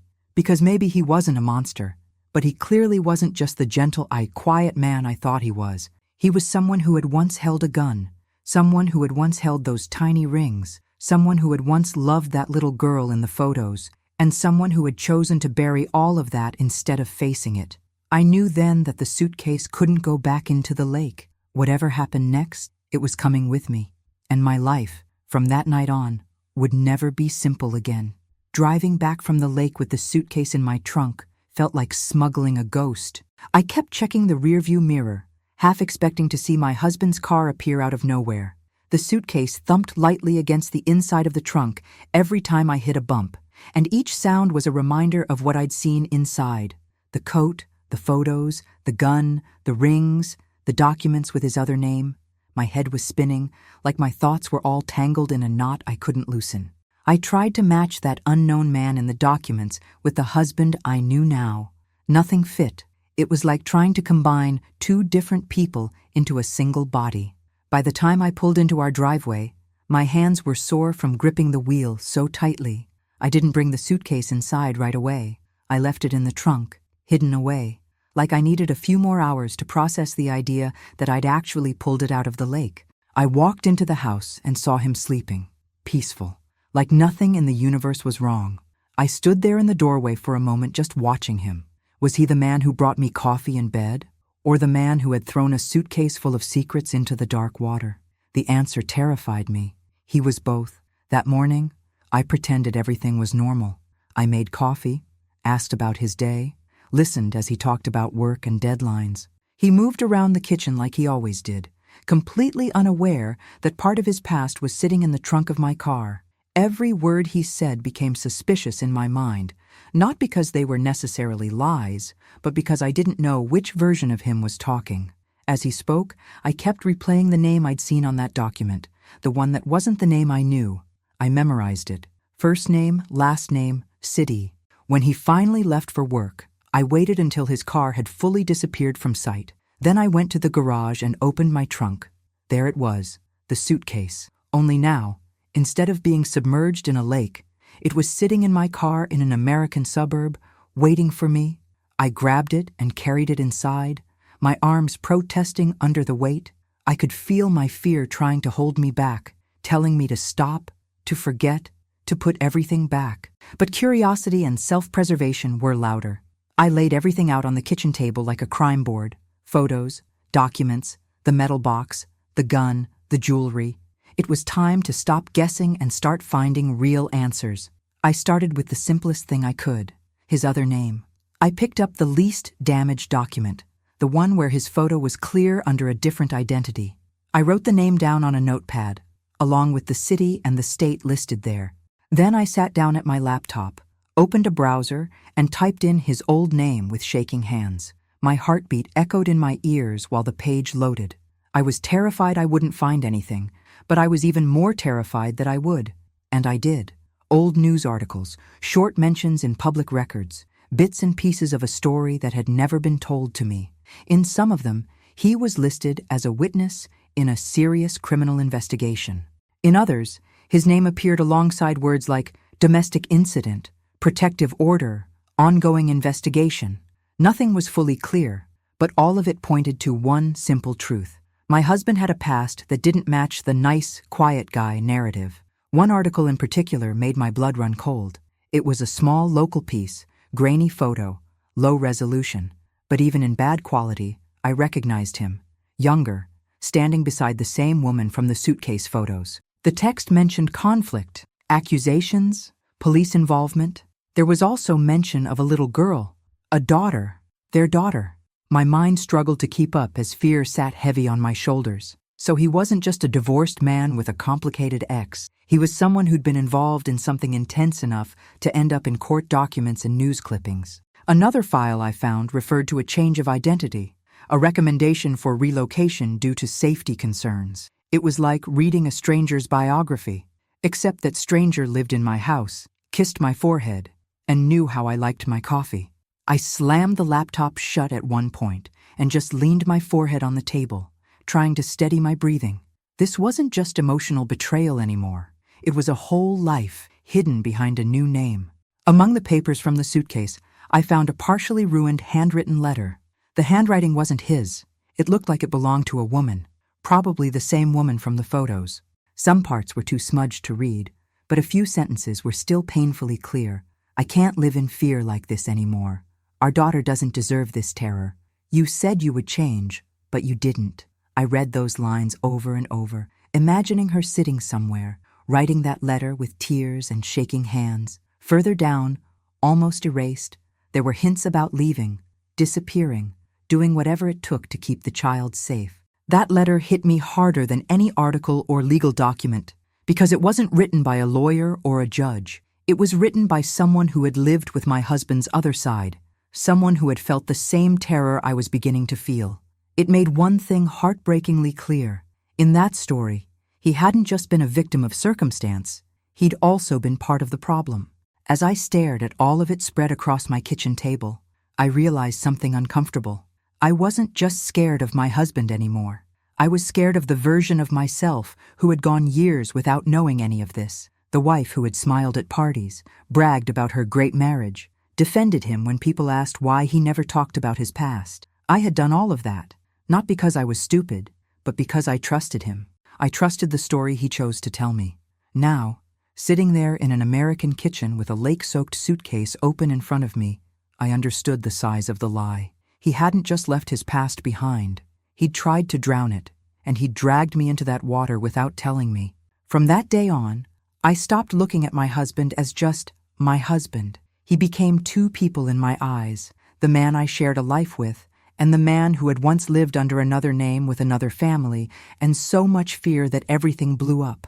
Every time he walked through the door, I saw both of them, the one who hugged me and the one who threw a suitcase into a lake, and I knew this was just the beginning. If I wanted to survive this, not just physically, but emotionally, I needed more than shock. I needed a plan. I needed to decide what to do with what I knew, because the suitcase had given me the facts, but only I could decide what came next. After everything I saw in that suitcase, looking at my husband was never the same again. You know when you rewatch a movie and suddenly notice details that were always there, but you just didn't catch the first time. That's exactly how it felt, except the movie was my marriage. Every gesture, every silence, every half answer started to feel loaded with hidden weight. His smile wasn't just a smile anymore. It was a mask I was trying to read. The way he changed the subject when certain topics came up wasn't just his way. It was strategy. And the more I paid attention, the more I realized there had always been two versions of my husband, the one he allowed me to know, and the one he locked away in that suitcase at the bottom of a lake. Between those two men, I was stuck in the middle, trying to figure out who I was actually married to. My fear stopped being this vague feeling and turned into something specific. I was afraid I'd built my life on a carefully edited version of the truth. And the worst part? I had helped sustain that version by not asking, not insisting, not listening to my own instinct. I started replaying so many old moments in my head. The first time he brushed off a question about his childhood with a joke. The way he always gave short answers when people asked where he grew up. The times he'd say, "My past isn't important. What matters is now." And I thought that was romantic. It wasn't romantic. It was convenient. He picked and chose what I got to see. And I, hungry for a good story, a stable life, a solid marriage, filled in the blanks with the best possible interpretations. I told myself he must have gone through a lot, that he was just private, that I should be patient and understanding. But now, knowing there was a whole other life, another identity, another family, a gun, a letter full of fear and terror, I realized it wasn't just privacy. It was control. He decided how much of him I was allowed to know. That realization burned, because it meant I hadn't been a full partner in my own marriage. I'd been an audience member, watching only the parts of the film he was comfortable showing. A strange thing started happening after that. I stopped just questioning him and started questioning myself. How many times had my instinct tried to warn me? How many nights had I felt that subtle terror and brushed it off as overthinking? How many little contradictions had I laughed off because I wanted peace more than I wanted truth? The worst heartbreak wasn't realizing my husband had lied. It was realizing I had abandoned myself over and over to protect the image of my marriage. You know that familiar script. He's a good man. He works hard. He treats me well. Why dig up the past? I had repeated that to myself so many times, it almost felt like a prayer. But now, with the suitcase empty on my kitchen table, I couldn't say those sentences the same way anymore. The truth was, staring back at me in blurred ink and water-damaged photos. He hadn't just moved on from his past. He'd packed it in a suitcase, locked it and tried to drown it, and taken me along for the ride without warning. One thing became painfully clear. Secrets that big don't come without trauma. Looking at those pictures, at the letter, at the documents, I could see it. He had lived through chaos, conflict, maybe abuse, maybe violence. He had lost a wife and a daughter, not by accident, but because something between them broke beyond repair. He had lived with enough tension that someone, somewhere, had decided a new identity might be safer. And now, he'd tried to wrap all of that in silence and start over with me. Part of me felt sorry for him, because I could imagine how heavy it must be to carry that history alone. Another part of me felt betrayed in a way I didn't know how to name, because starting a new life is one thing. Dragging someone into it without telling them what they're signing up for is something else entirely. My terror wasn't just about what he had done, it was also about what he might still be capable of if pushed into a corner. You don't just erase a past like that with a new name and a fresh set of photos. I also started to notice how many times I'd felt a subtle fear around him before, all without evidence. Not fear he would hit me or hurt me physically, but fear of his moods, his silences, his sudden way of shutting down, a cold look, a conversation he refused to have, a tension in the air that made me choose my words more carefully than a wife should. Back then, I'd told myself I was being overly sensitive. Now, I saw those moments for what they were. Red flags, maybe not of physical danger, but of emotional instability, unresolved trauma, a mind that had learned to survive by hiding. If he'd been capable of tucking away a whole other family in his past and locking their memory in a suitcase, what else had he compartmentalized? What else could he justify if it meant protecting himself? The terror of those questions was almost worse than anything I'd physically seen, because suddenly, the enemy wasn't a stranger outside. It was the uncertainty in my own house. I wish I could say that, at this point, everything was clear. That I woke up one day and said, "I'm leaving," or "I'm staying," and that was that. But it's never that simple. Love doesn't vanish just because you open a suitcase full of horror. Memories don't disappear just because you find out they were built on half-truths. I still loved him. That was the most confusing part. I loved the man who made coffee with me in the morning, who knew my favorite snack, who held me on nights I cried over things that had nothing to do with him. But now I also saw the man who had once been someone else, someone connected to fear, police, a runaway wife, a missing daughter, a hidden gun. The question echoing in my mind wasn't just, who is he? It was, who am I if I stay? Because staying, now, meant staying with my eyes open, and I wasn't sure if I was strong enough or foolish enough to do that anymore. I reached a point where I knew I couldn't keep all of this inside my head. It was too big, too heavy, too dangerous. I needed to decide what to do with the truth. Should I confront him? Should I go to the police? Should I pack a bag and leave without saying a word? There was no version of this where my life stayed the same, and that realization filled me with a new kind of terror, not of him or the suitcase or even his past, but of the future, of who I would have to become to survive this story. And that's when the next question came. Should I protect him or protect myself? Once the shock settled a little, the real nightmare began, not outside, but inside me. It was no longer just about what I'd found in the suitcase. It was about what I was going to do with it. I walked around the house like I was walking on a minefield, afraid that any little move could blow everything up. On one side, there was the part of me that still loved my husband and remembered every good moment we'd shared. On the other, there was the part of me who dragged his suitcase out of a lake and opened it with shaking hands. The part of me who had seen the gun, the photos, the letter soaked in fear. I was split in two. One half wanted to protect him, the other half wanted to protect myself, and maybe even others. It wasn't some movie scene where you instantly decide to call the cops or run. It was slow, torturous. I kept feeling like no matter what I chose, I would lose something huge. Either I'd lose him, or I'd lose myself. I started mentally listing out my options, like I was planning a strategy instead of trying to survive my own life. Option 1. Pretend it never happened. Put the suitcase back somewhere he'd never find it. Push all of this down, go back to normal. But the truth is, normal was already gone. Even if I pretended on the outside, I'd know.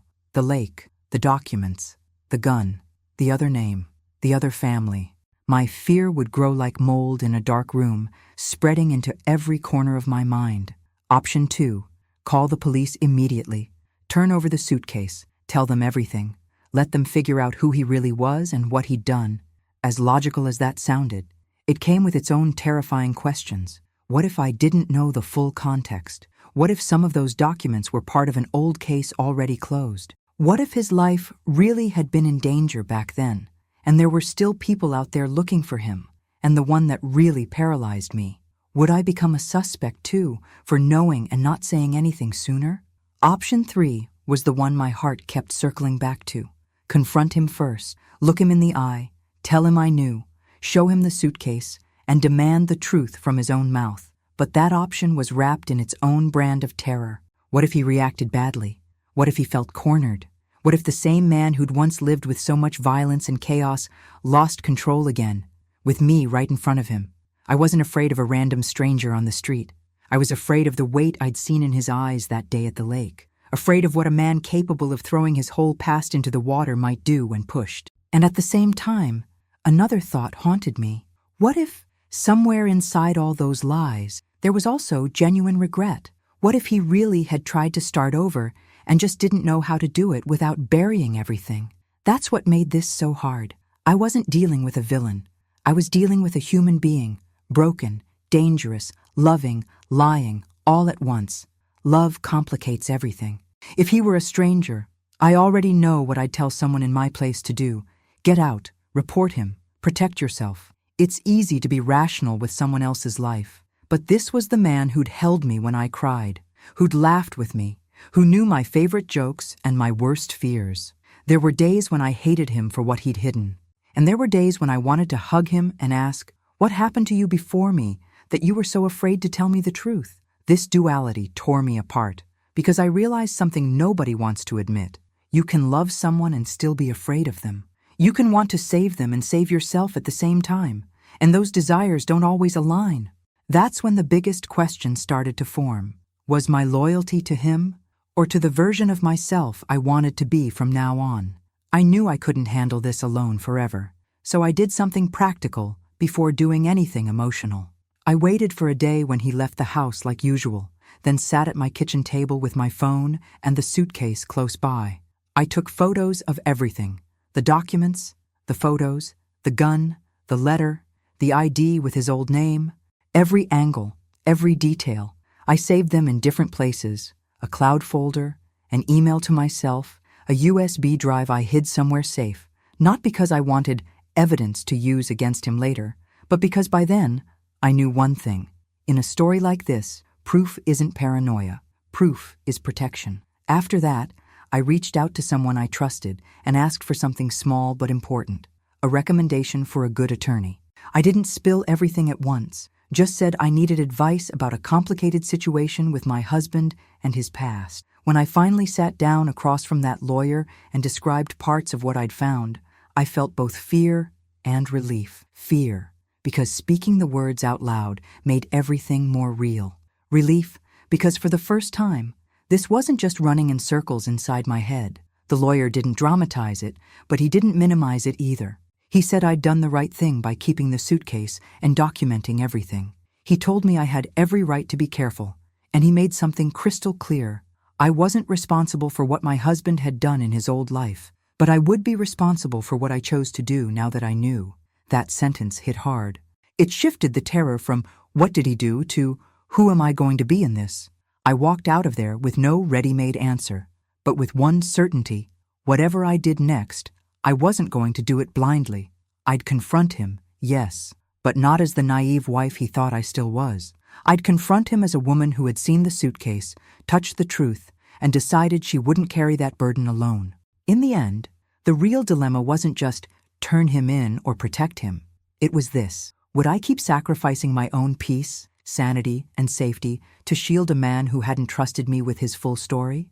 Or would I accept that loving someone doesn't mean covering up their darkness at the cost of my own life? That tension between love and terror, between loyalty and self-preservation, became the line I had to walk from that point on. And it was on that line that I finally decided I needed to talk to him, face to face, with the suitcase between us. Whatever happened after that would be painful, terrifying, irreversible, but staying silent would be worse. The day I decided to confront my husband started off like any other, and that was the most disturbing part. He woke up, took a shower, kissed my forehead, and asked if I wanted coffee, just like always. But while he stood there at the counter, stirring sugar into his mug, I couldn't stop staring at his hands and remembering them throwing that suitcase into the lake. My heart was racing, my stomach in knots, but something inside me was calmer than it had been in days. It was the kind of calm that only comes when you know there's no more room to run. I'd spent nights with my head spinning, days pretending nothing was wrong. That morning, I understood one thing. My silence was eating me alive faster than any truth could. He sat down, checked his phone, laughed at something on the screen like the world was perfectly fine. Meanwhile, I felt like I was sitting across from a stranger wearing my husband's face. At some point, I just stopped running from myself. I planted my hands on the table, took a breath that felt like a leap, and said his name. He glanced up, expecting some ordinary question. But that morning, nothing about me was ordinary anymore. I looked him straight in the eyes and asked, "What did you throw into the lake that night?" The words came out sharper than I'd planned, but maybe they needed to. Instantly, his face changed. It was like someone had switched off the light behind his eyes for a second. He froze, like he hadn't rehearsed for this question. "What lake?" he tried, that fake confused tone people use when they're buying time. But I wasn't that naive wife anymore, the one who backed off at the first sign of resistance.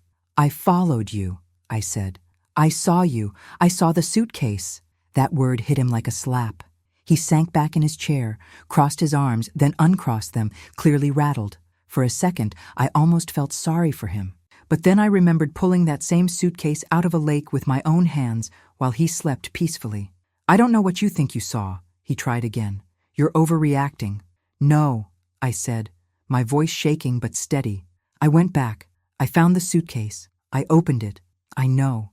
That was the moment something broke in the room. The air changed. My fear wasn't just of his past anymore.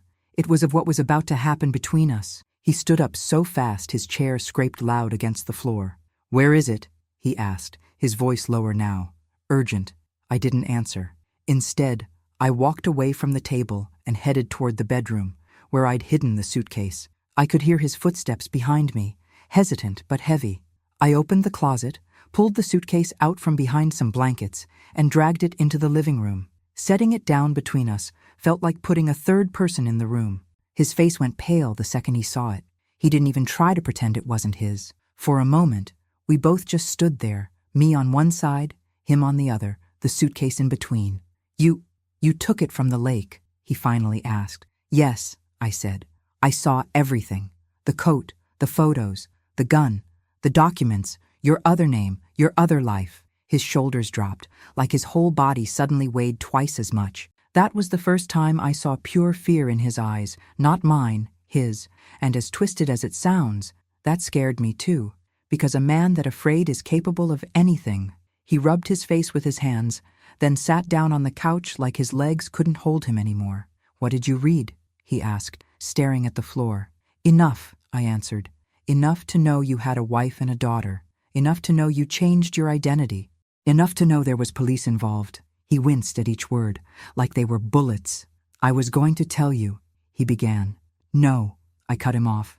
"You had years to tell me. You chose to throw your past into a lake instead." His jaw clenched. "I wanted to protect you," he said, and I almost laughed. "Protect me from what? From the truth? From your own history? From the fear of having to face who you were before you met me?" He finally looked straight at me, and I saw shame, anger, panic, all mashed together. "You don't understand," he said quietly. That suitcase could ruin everything. It already has, I replied. In that moment, the living room felt like a courtroom.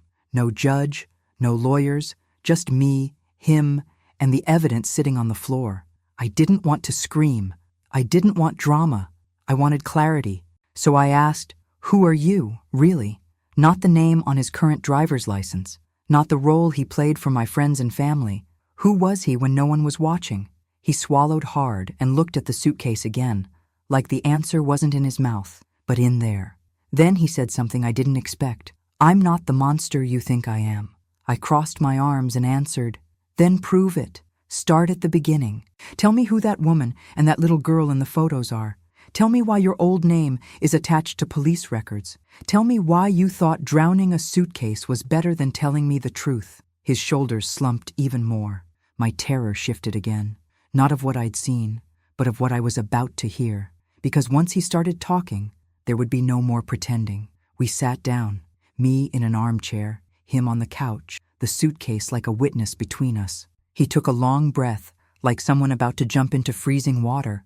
"I had another family," he began. "Before you, before this life. I already knew that, but hearing it out loud still hurt." He spoke slowly, carefully, like each word could accidentally incriminate him. He talked about a different city, another state, a time when he wasn't the quiet, reliable man I knew. As he talked, I watched every movement, his hands, his eyes, his breathing. Part of me was listening to his story. Another part was measuring how much of it I believed. Because this wasn't just about facts. It was about survival, mine. And it was in that exact space, between my fear and his need to explain himself, that his version of the past finally started to come out. When I told him, "Start from the beginning," something in him finally gave way.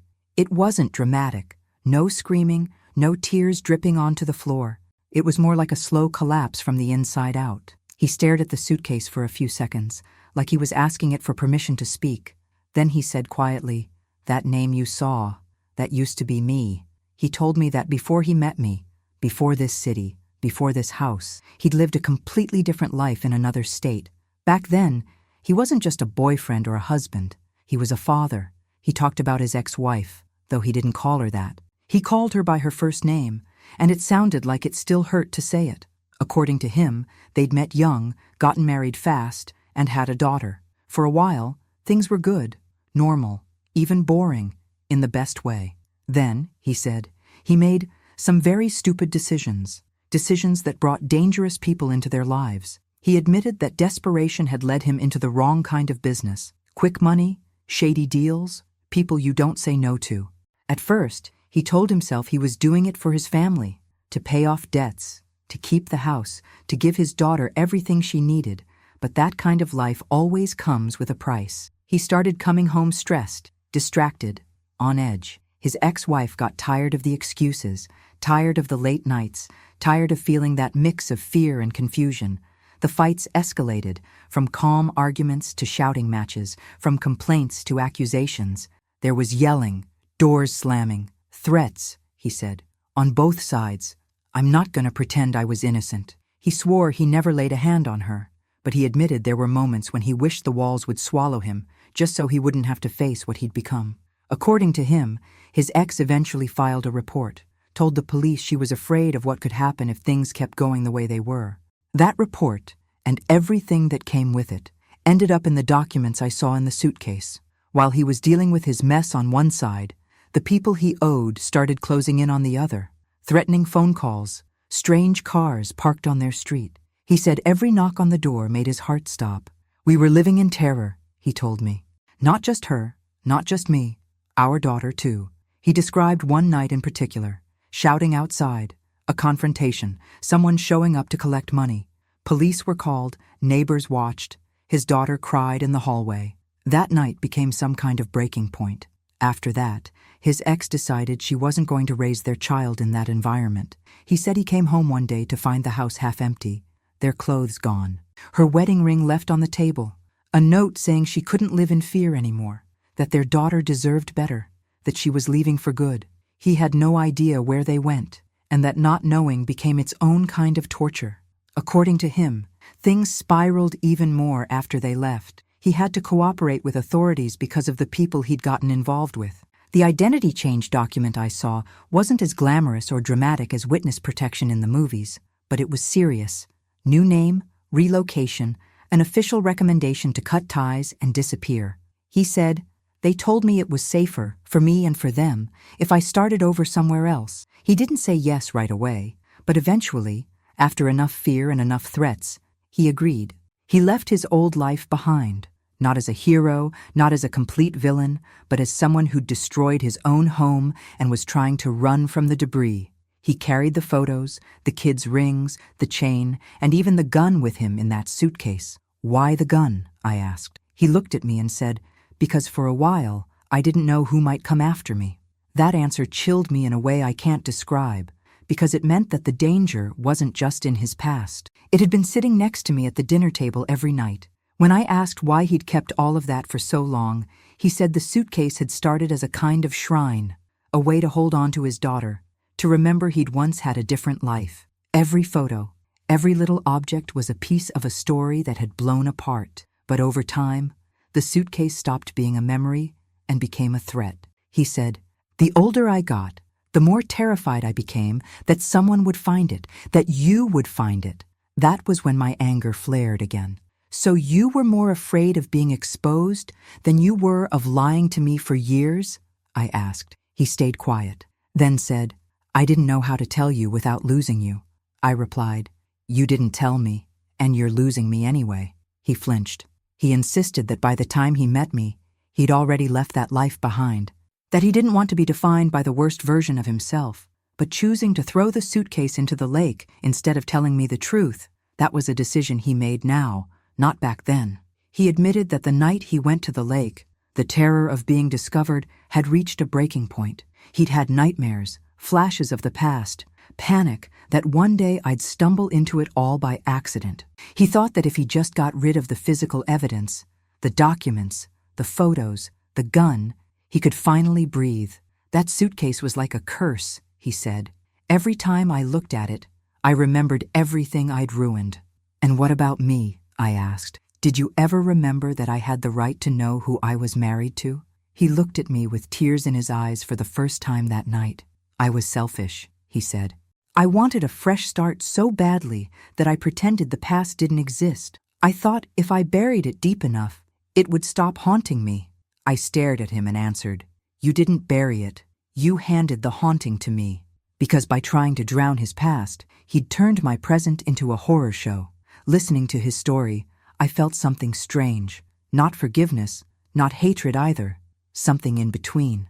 I could see the traumatized man behind the choices. But I also saw the adult who had refused to take responsibility. He wasn't just the victim of his past. He was also the architect of his own destruction, and now, of mine. As he talked, I realized there wouldn't be a simple label for him. Not just monster, not just broken soul, not just loving husband, but a mix of all three. And that made my decision even harder, because now I wasn't just walking away from a liar. I'd be walking away from someone who was, in his own twisted way, also drowning in fear and regret. At the end of his confession, he asked me, "What are you going to do?" I didn't have an answer yet. All I knew was that I could no longer say, "I didn't know." I knew. I knew about the old identity, the family, the violence, the investigation, the gun, the suitcase, the lake. The question wasn't who my husband had been. I finally had that story. The question now was, who was I going to be after hearing it? And that choice, more than his confession, more than the lake, more than the suitcase, was the one that truly terrified me. After my husband finished talking, the house went quiet in a way I'd never felt before. It wasn't that peaceful silence you get on a Sunday afternoon. It was the kind of silence that comes after an explosion, when the dust is still in the air and you're not sure what's left standing. He had laid out his version of the past, the other name, the other family, the bad choices, the constant fear, the chaos, the suitcase. Everything was on the table now, literally and figuratively. He looked at me like someone waiting for a verdict. He wanted an answer, a reaction, a decision, something he could grab onto. But for the first time in a long time, I understood that I didn't owe him an immediate response. My instinct was screaming, my heart was bleeding, and my mind was overwhelmed. I was still full of fear and terror, but there was something else inside me now too, the beginning of a boundary. So I told him the only honest thing I could in that moment. I don't know what I'm going to do with you yet, but I know what I'm going to do with me. I stood up and put some physical distance between us. He tried to follow me with his eyes, maybe with his body, but I think something in my expression held him back. I need time, I said. Time away from you. Time away from this house. Time away from all of this. He shook his head, already panicking. We can fix this, he said. Now you know everything. We can start over, for real this time. The word start hit me like a joke. Start over? I answered. You already started over once. You just forgot to tell me I was part of the second season of your life. He tried to come closer, reaching out like he might touch my arm, but I stepped back. Don't, I whispered.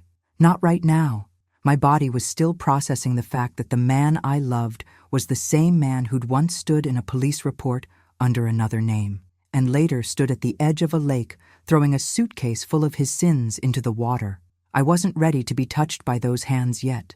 The first thing I did, when he left the house to take a walk and think, was something I'd only seen in movies and thought I'd never do in real life. I documented everything. I took my phone and photographed the contents of the suitcase, the documents, the IDs with his old name, the photos, the letters soaked in fear, the gun, the kids' rings, the necklace, every angle, every page, every detail. I uploaded them to a cloud, emailed them to myself, saved them on a USB drive I hid separately. Not because I wanted leverage, because I understood something very clearly. If my husband's past had taught me anything, it was that people don't always act rationally when they're terrified. And my husband was now just as full of terror as I was. I needed proof, not to use against him, but to protect myself if this story ever swallowed me too. The suitcase stayed in the house for a short time after that, but not visible anymore. I put it away, not to forget it, but to stop it from staring at me every time I walked into a room. Then I did something I never thought I'd have to do in my marriage. I went to see a lawyer. I didn't walk in saying, my husband is a monster. I went in saying, my husband has a past I didn't know about. There's a suitcase, there are documents, there's a gun, and I'm scared. Saying it out loud like that made my pulse race and my mouth go dry. The lawyer listened carefully, asked calm questions, didn't look shocked, and for some reason, that helped. He told me I'd done the right thing by getting the suitcase, not destroying it, and documenting everything. He made it clear that from a legal standpoint, the past might still have consequences, but I wasn't automatically implicated in anything just for being his wife now. What mattered was what I chose to do from this point forward. On the way back home, I realized that my decision wasn't going to be about fairness to my husband. It was going to be about survival, for me. When I walked into the house, he was there, waiting. Eyes red, face tense, hands clasped like he was ready to beg. He started with, please, just tell me you're not going to leave. I didn't answer that right away. Instead, I said, I talked to someone, a professional. I'm not going through this alone. I watched the fear rise behind his eyes, not the fear of losing me, the fear of being exposed. That hurt almost as much as everything else, but it also gave me clarity. I don't know yet if I'm going to the police, I said. I don't know what I'll say, or when, but I know this. I can't stay here with you right now. His face crumpled. It's not safe, I added. Not for my mind, not for my heart, maybe not even legally. I need distance. Packing my bags was one of the strangest things I've ever done. I'd packed to travel before, to visit family, to take a break. But this time, every shirt, every pair of jeans going into my suitcase felt like a piece of a life I was folding up and putting away. He hovered nearby, lost, saying things like, we can go to therapy. I'll do whatever it takes. Don't throw this away. I had to force myself not to crumble at the sound of his voice. I'm not throwing it away, I said. You threw it into a lake the night you decided to bury the truth instead of trusting me with it. The room went quiet again. I zipped my suitcase closed. It wasn't as heavy as his had been, but in a way, it carried just as much. My fear, my terror, my boundaries, my decision. Before I left, I turned to him one last time and said, I'm not promising to protect you. I'm not promising to destroy you either. But I am finally promising to protect myself. Walking out of that house, leaving my husband behind, felt like stepping off a cliff. I didn't know where I was going to land. I just knew I couldn't stay in a home built over a lake full of secrets. For the first time in a long time, the fear I felt wasn't only about him. It was about the unknown. But something about that felt honest. If you're still with me, listening to all of this, don't forget to like this video and subscribe, not just for the channel, but so I know that somewhere, in some city in this country, somebody understands that sometimes walking away from a husband you love isn't an act of cruelty. It's an act of survival. Leaving the house didn't magically make everything better. It wasn't like in the movies where the music swells and suddenly you're free and glowing. The first few days away from my husband felt like grieving a death no one could see. I stayed at a small place. Nothing fancy, but quiet. Quiet in a different way than before. The silence there didn't feel heavy or suspicious. It was just silence. No hidden suitcase. No secrets snoring next to me. No terror creeping in when I heard a car stop outside. I missed him. That's the part people don't like to admit. I missed the way he made breakfast on Sundays, the way he laughed at my bad jokes, the way he reached for my hand in crowded places. At the same time, I felt a strange relief waking up in a place where my fear wasn't gaslighting me. I could finally feel both things at once, grief and freedom, love and anger, missing him and not wanting to go back. He texted. Of course he did. At first, the messages were frantic. Please come home. We can fix this. Don't give up on us. Then they shifted. I'm getting help. I started therapy. I don't want to live like this anymore. Some of them sounded sincere. Some of them sounded like terror. His terror. Speaking. Sometimes I answered. Most times, I didn't. I had to learn how to put space between his panic and my responsibility. Just because my husband was drowning in his own history didn't mean I had to jump back into the lake with him. Meanwhile, I kept in touch with the lawyer. We talked through possibilities, involving the authorities, separating legally, protecting myself if any of his past ever came knocking on our door. Each conversation made it more real that my marriage wasn't just an emotional mess. It was a potential legal and safety mess, too. Telling my family and a few close friends part of the story was another wave of consequences. I didn't tell them everything. Not the gun, not every detail of the documents, not all the terror from his old life. But I told them enough. There were shocked faces, a lot of "how did you not know?" and well-meant advice dumped on top of my exhausted heart. Some people immediately said, "Leave him." Others asked, "Are you sure you're not overreacting?" It's funny how people love neat stories. Good guy, bad guy, clean decision. But real life is rarely that simple. I wasn't just dealing with a bad person. I was dealing with a man who had done bad things, had suffered, had frightened people, had loved me, had lied to me, and now, for the first time, was being forced to look at all of it. The only thing I was certain of was this. I couldn't go back to being the woman who knew nothing. Eventually, the outside world caught up with his past, too. There were follow-up legal contacts tied to his old identity. Nothing dramatic like an arrest in the middle of the night, but serious enough. Let's just say the suitcase didn't stay our private secret forever. The records, the documents, the evidence I'd saved, all of that helped prove that I hadn't been part of any of it. I was a woman who'd been lied to, not someone who'd helped cover anything up. That distinction saved me, but it also shook me, because sitting across from law enforcement, telling them that my husband had thrown a suitcase into a lake and I'd pulled it back out, felt like something from someone else's story. Except it wasn't. It was mine. Every time I repeated it, the reality sank in a little deeper. As for him, my husband, he didn't just move on. The past he'd tried to drown came back in files, questions, and consequences. Nothing as simple as a Hollywood ending with a clear sentence and a clean cut, but enough to make him sit down with lawyers, therapists, and people from his past. He'd tried to outrun. From what I know, he finally started doing the work he should have done a long time ago, facing the terror he'd caused in others, facing the fear that had lived inside him for so long. I don't say that to defend him. I say it because it's part of the truth. He wasn't freed from his story just because he tried to throw it in a lake, and I wasn't chained to it just because I'd married him. One of the unexpected consequences of everything was how I started seeing my own fear differently. Before, fear felt like my enemy, an annoying voice telling me I was too sensitive, too suspicious, too much. After the suitcase, after the lake, after the confrontation, I realized fear had been my friend all along. My fear was the one who said, "Something's off." My fear was the one who noticed his mood shifts, his silence, his avoidance. My fear was the one who pushed me into the car that night and made me follow him. My fear was the one who took me back to that lake and gave me the courage to dig the suitcase out. Fear didn't ruin my life. Fear saved it. What almost ruined me was ignoring it.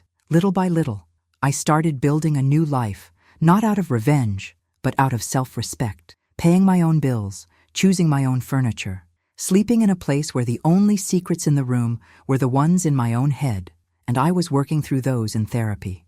There were nights I missed him so much it physically hurt. There were other nights I felt overwhelming gratitude that I wasn't lying next to a man whose past I had to be afraid of. Both things can be true at once. If this story has been resonating with you, hit like and subscribe. Not just because it helps the channel, but because it tells me that maybe you're waking up to your own suitcases too. At some point, I had to make peace with the fact that there would always be unanswered questions. What really happened in every argument between him and his ex? What did his daughter grow up hearing about him? Would she ever want to find him? None of that is my job to solve. That's between him, them, and whatever justice or healing they can find. My job is to live a life where my instinct isn't constantly at war with my reality. A life where I don't have to follow my husband's car in the middle of the night to feel safe. A life where lakes are just lakes, not graves for suitcases full of secrets. And that's what the consequences really boiled down to. I lost a man. I gained myself. The cost was high. The fear was real. The terror was suffocating at times. But if you asked me today, standing here with everything I know now, whether I'd rather have stayed in that house, blind and comfortable, or gone back to the lake and opened that suitcase, I'd still choose the lake. When I look at my life now, after everything, I know I'm not the same woman who watched her husband walk across the garage with a suitcase in his hand. It feels like she's still there, frozen in that moment, and I'm someone new who was born the night I decided to follow him. This new version of me didn't come from a place of peace or inspiration. She came from shock, from broken trust, from pure fear and exhausted tears. I started to notice that even in the most ordinary things, something had shifted inside me. Before, if someone told me a story that didn't quite add up, I'd smooth over the gaps with good intentions. Now, I hear the pauses, I see the patterns, I pay attention to the silences between one word and another. I didn't turn into a paranoid person, at least I don't think so, but I did become someone who doesn't hand over blind trust as easily as before. I used to believe that love meant assuming the best, no matter what. Now I believe that love also means respecting your own instinct when something feels wrong. And if you're watching this, from whatever city you're in, I want you to really think about that. Because I know there are people all over the US, lying in bed next to someone, feeling a discomfort they don't know how to name. Rebuilding myself didn't mean going back to who I was before. That version of me doesn't exist anymore.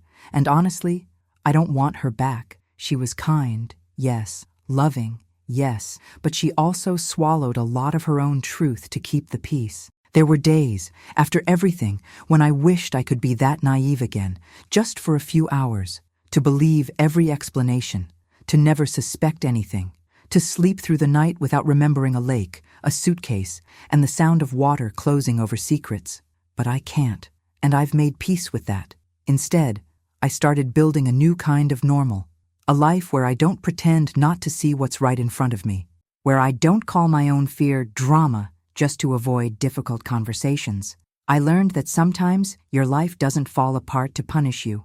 Sometimes it falls apart to stop you from living inside a lie. A huge part of my healing was forgiving myself, not forgiving him. That's a separate process I'm still figuring out, but forgiving me. For all the nights I felt something was wrong and stayed quiet. For all the times I chose peace over truth. For all the little moments I joked away my own terror by telling myself I was exaggerating. It's so easy to stand on the outside of someone else's story and say, I would have noticed. I would have left sooner. I would never put up with that. But when you're inside the story, love and fear mix in a way that makes everything blurry. I had to look at my past self with compassion, not contempt. She loved with the tools she had. She trusted because she wanted to believe she was safe. And when it finally became unbearable, she drove to that lake and pulled the truth out herself. For that alone, she deserves my respect. Relearning how to connect with other people was its own process. For a while, I saw potential danger everywhere. Every new person with a mysterious past, every friend who avoided certain subjects, every little inconsistency in someone's story. It was like my brain had installed a new alarm system, and at first, it went off all the time. Over time, with therapy and honest conversations, I learned to calibrate that alarm, not shut it off, not let it blare constantly, but adjust it. Now I allow trust to grow slowly, in layers, not all at once, like before. I ask questions, I listen to the answers, and I pay attention to the parts people refuse to talk about. If that makes some people uncomfortable, that's fine. I'd rather make someone uncomfortable with a question than end up dragging another suitcase out of another lake someday. The triggers didn't disappear either. There are still things that make my stomach flip without warning. A lake on the side of the highway. A news story about hidden pasts.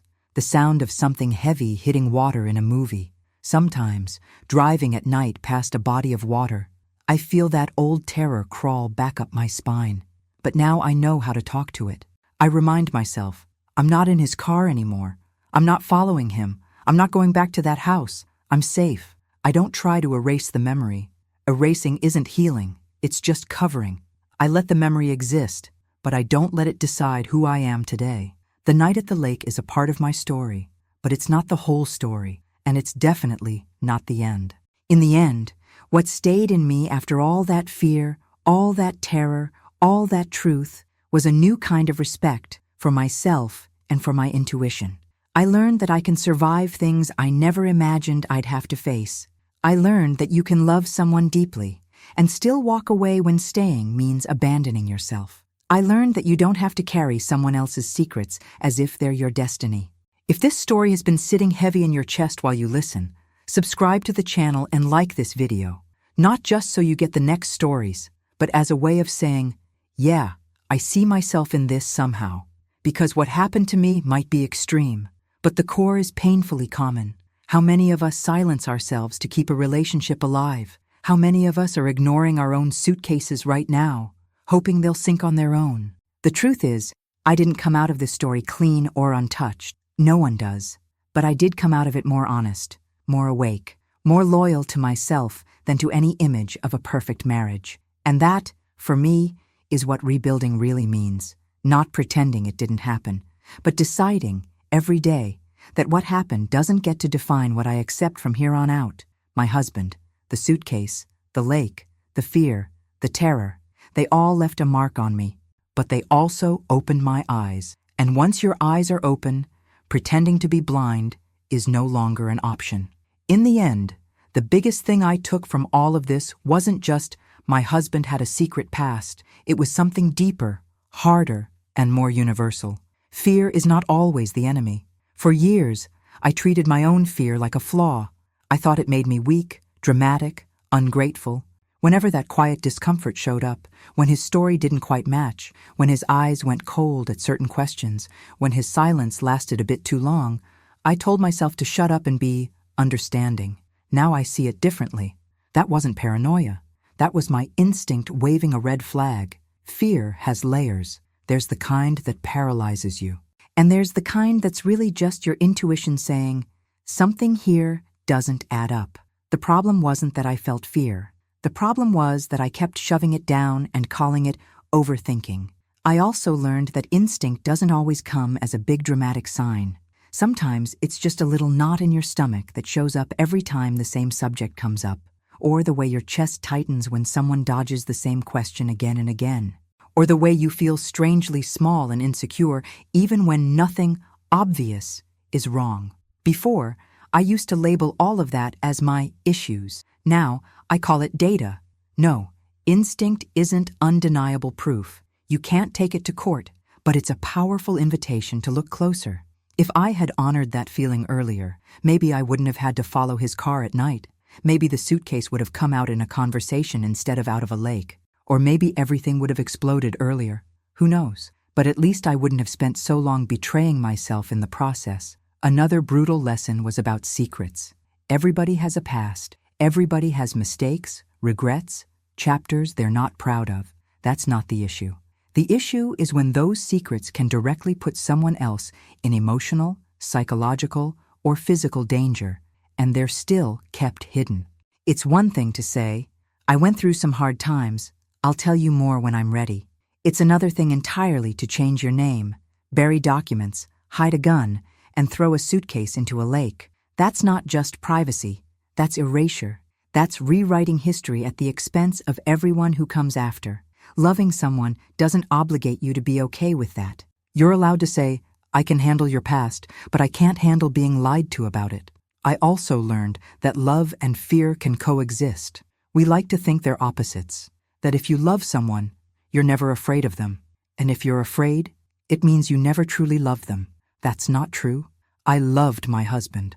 I still have love for the man I thought he was, and even, in a complicated way, for the man he actually is. But I was also terrified. Terrified of his past. Terrified of his ability to hide. Terrified of what else he might be capable of when cornered.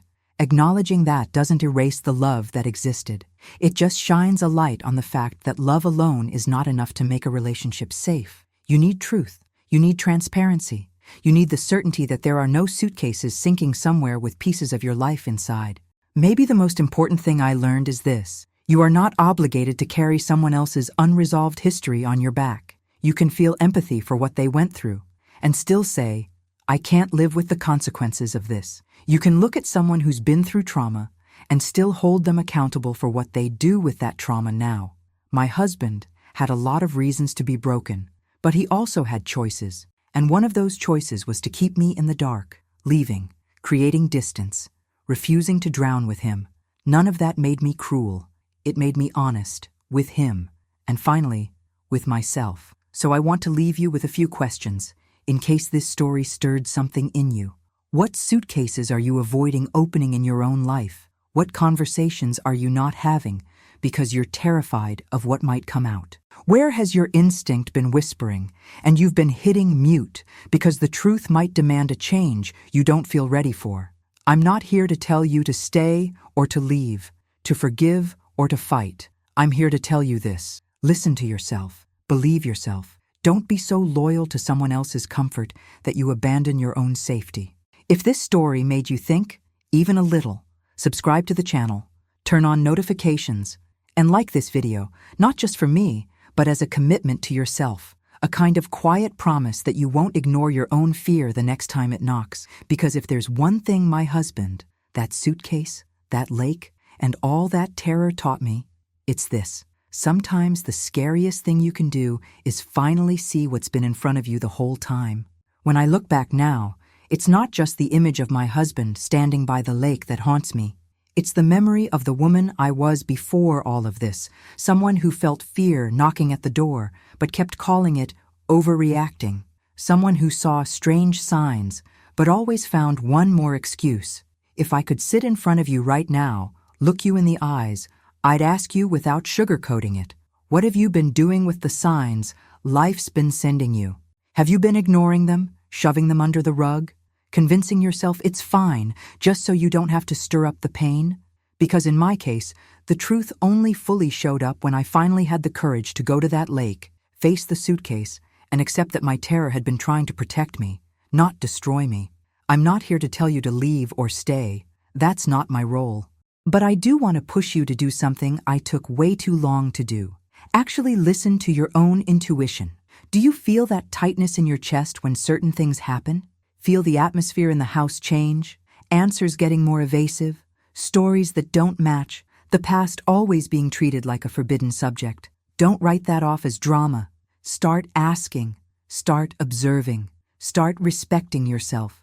If there's one thing I learned from my husband, from that suitcase, and from all the fear I lived through, it's this.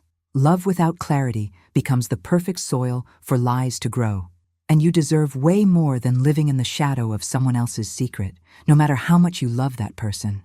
I want you to ask yourself a few honest questions when this video ends. If I found out today that the person I'm with has a suitcase hidden somewhere, would I be ready to see what's inside? What have I been avoiding in my own story just because I'm terrified of changing my life? Am I protecting the other person? Or betraying myself just so I won't end up alone? Because, as hard as it is to admit, a lot of us hold on to a relationship not because we're happy, but because we're terrified of the emptiness. But let me tell you this, from the bottom of my heart, the emptiness that comes with the truth hurts, yes, but it's ground you can rebuild on. The hole that comes from living in a lie, that's a place you just keep sinking. If this story spoke to any part of you, don't just keep it in your head. Tell me in the comments what hit you the hardest. Have you ever felt a similar fear in a relationship? Have you ever had the feeling that someone in your life had a suitcase in the lake, even if only metaphorically? What would you have done in my place? Followed the car, gone back to the lake, opened the suitcase? I really want to know. Sharing this isn't pointless exposure. It's a way for other people to realize they're not crazy, not alone, and not weak for feeling terror about things that don't make sense. And please, take this with you. You are not obligated to carry weight that doesn't belong to you. Someone else's unresolved past does not have to be the prison of your future. If your instinct is screaming, listen. If your body is reacting, respect it. If your peace is disappearing little by little every single day, it's time to ask if the price you're paying isn't way too high. The suitcase I pulled out of that lake showed me that in the most brutal way possible. I hope you don't have to get that far to finally start choosing yourself too. And if you want to keep hearing deep, real, layered stories that mix emotion, suspense, and reflection, do this now. Subscribe to the channel, turn on the notification bell, and like this video. That way, you help me keep bringing this kind of content, and more importantly, you become part of this conversation with other people who also need to wake up to their own story. Now tell me, what was the biggest light bulb moment you had while listening to all this? I'll be reading, because if there's one thing I learned after this whole journey with my husband, with that suitcase, with the fear and the terror, it's that nobody should have to go through this kind of pain in silence.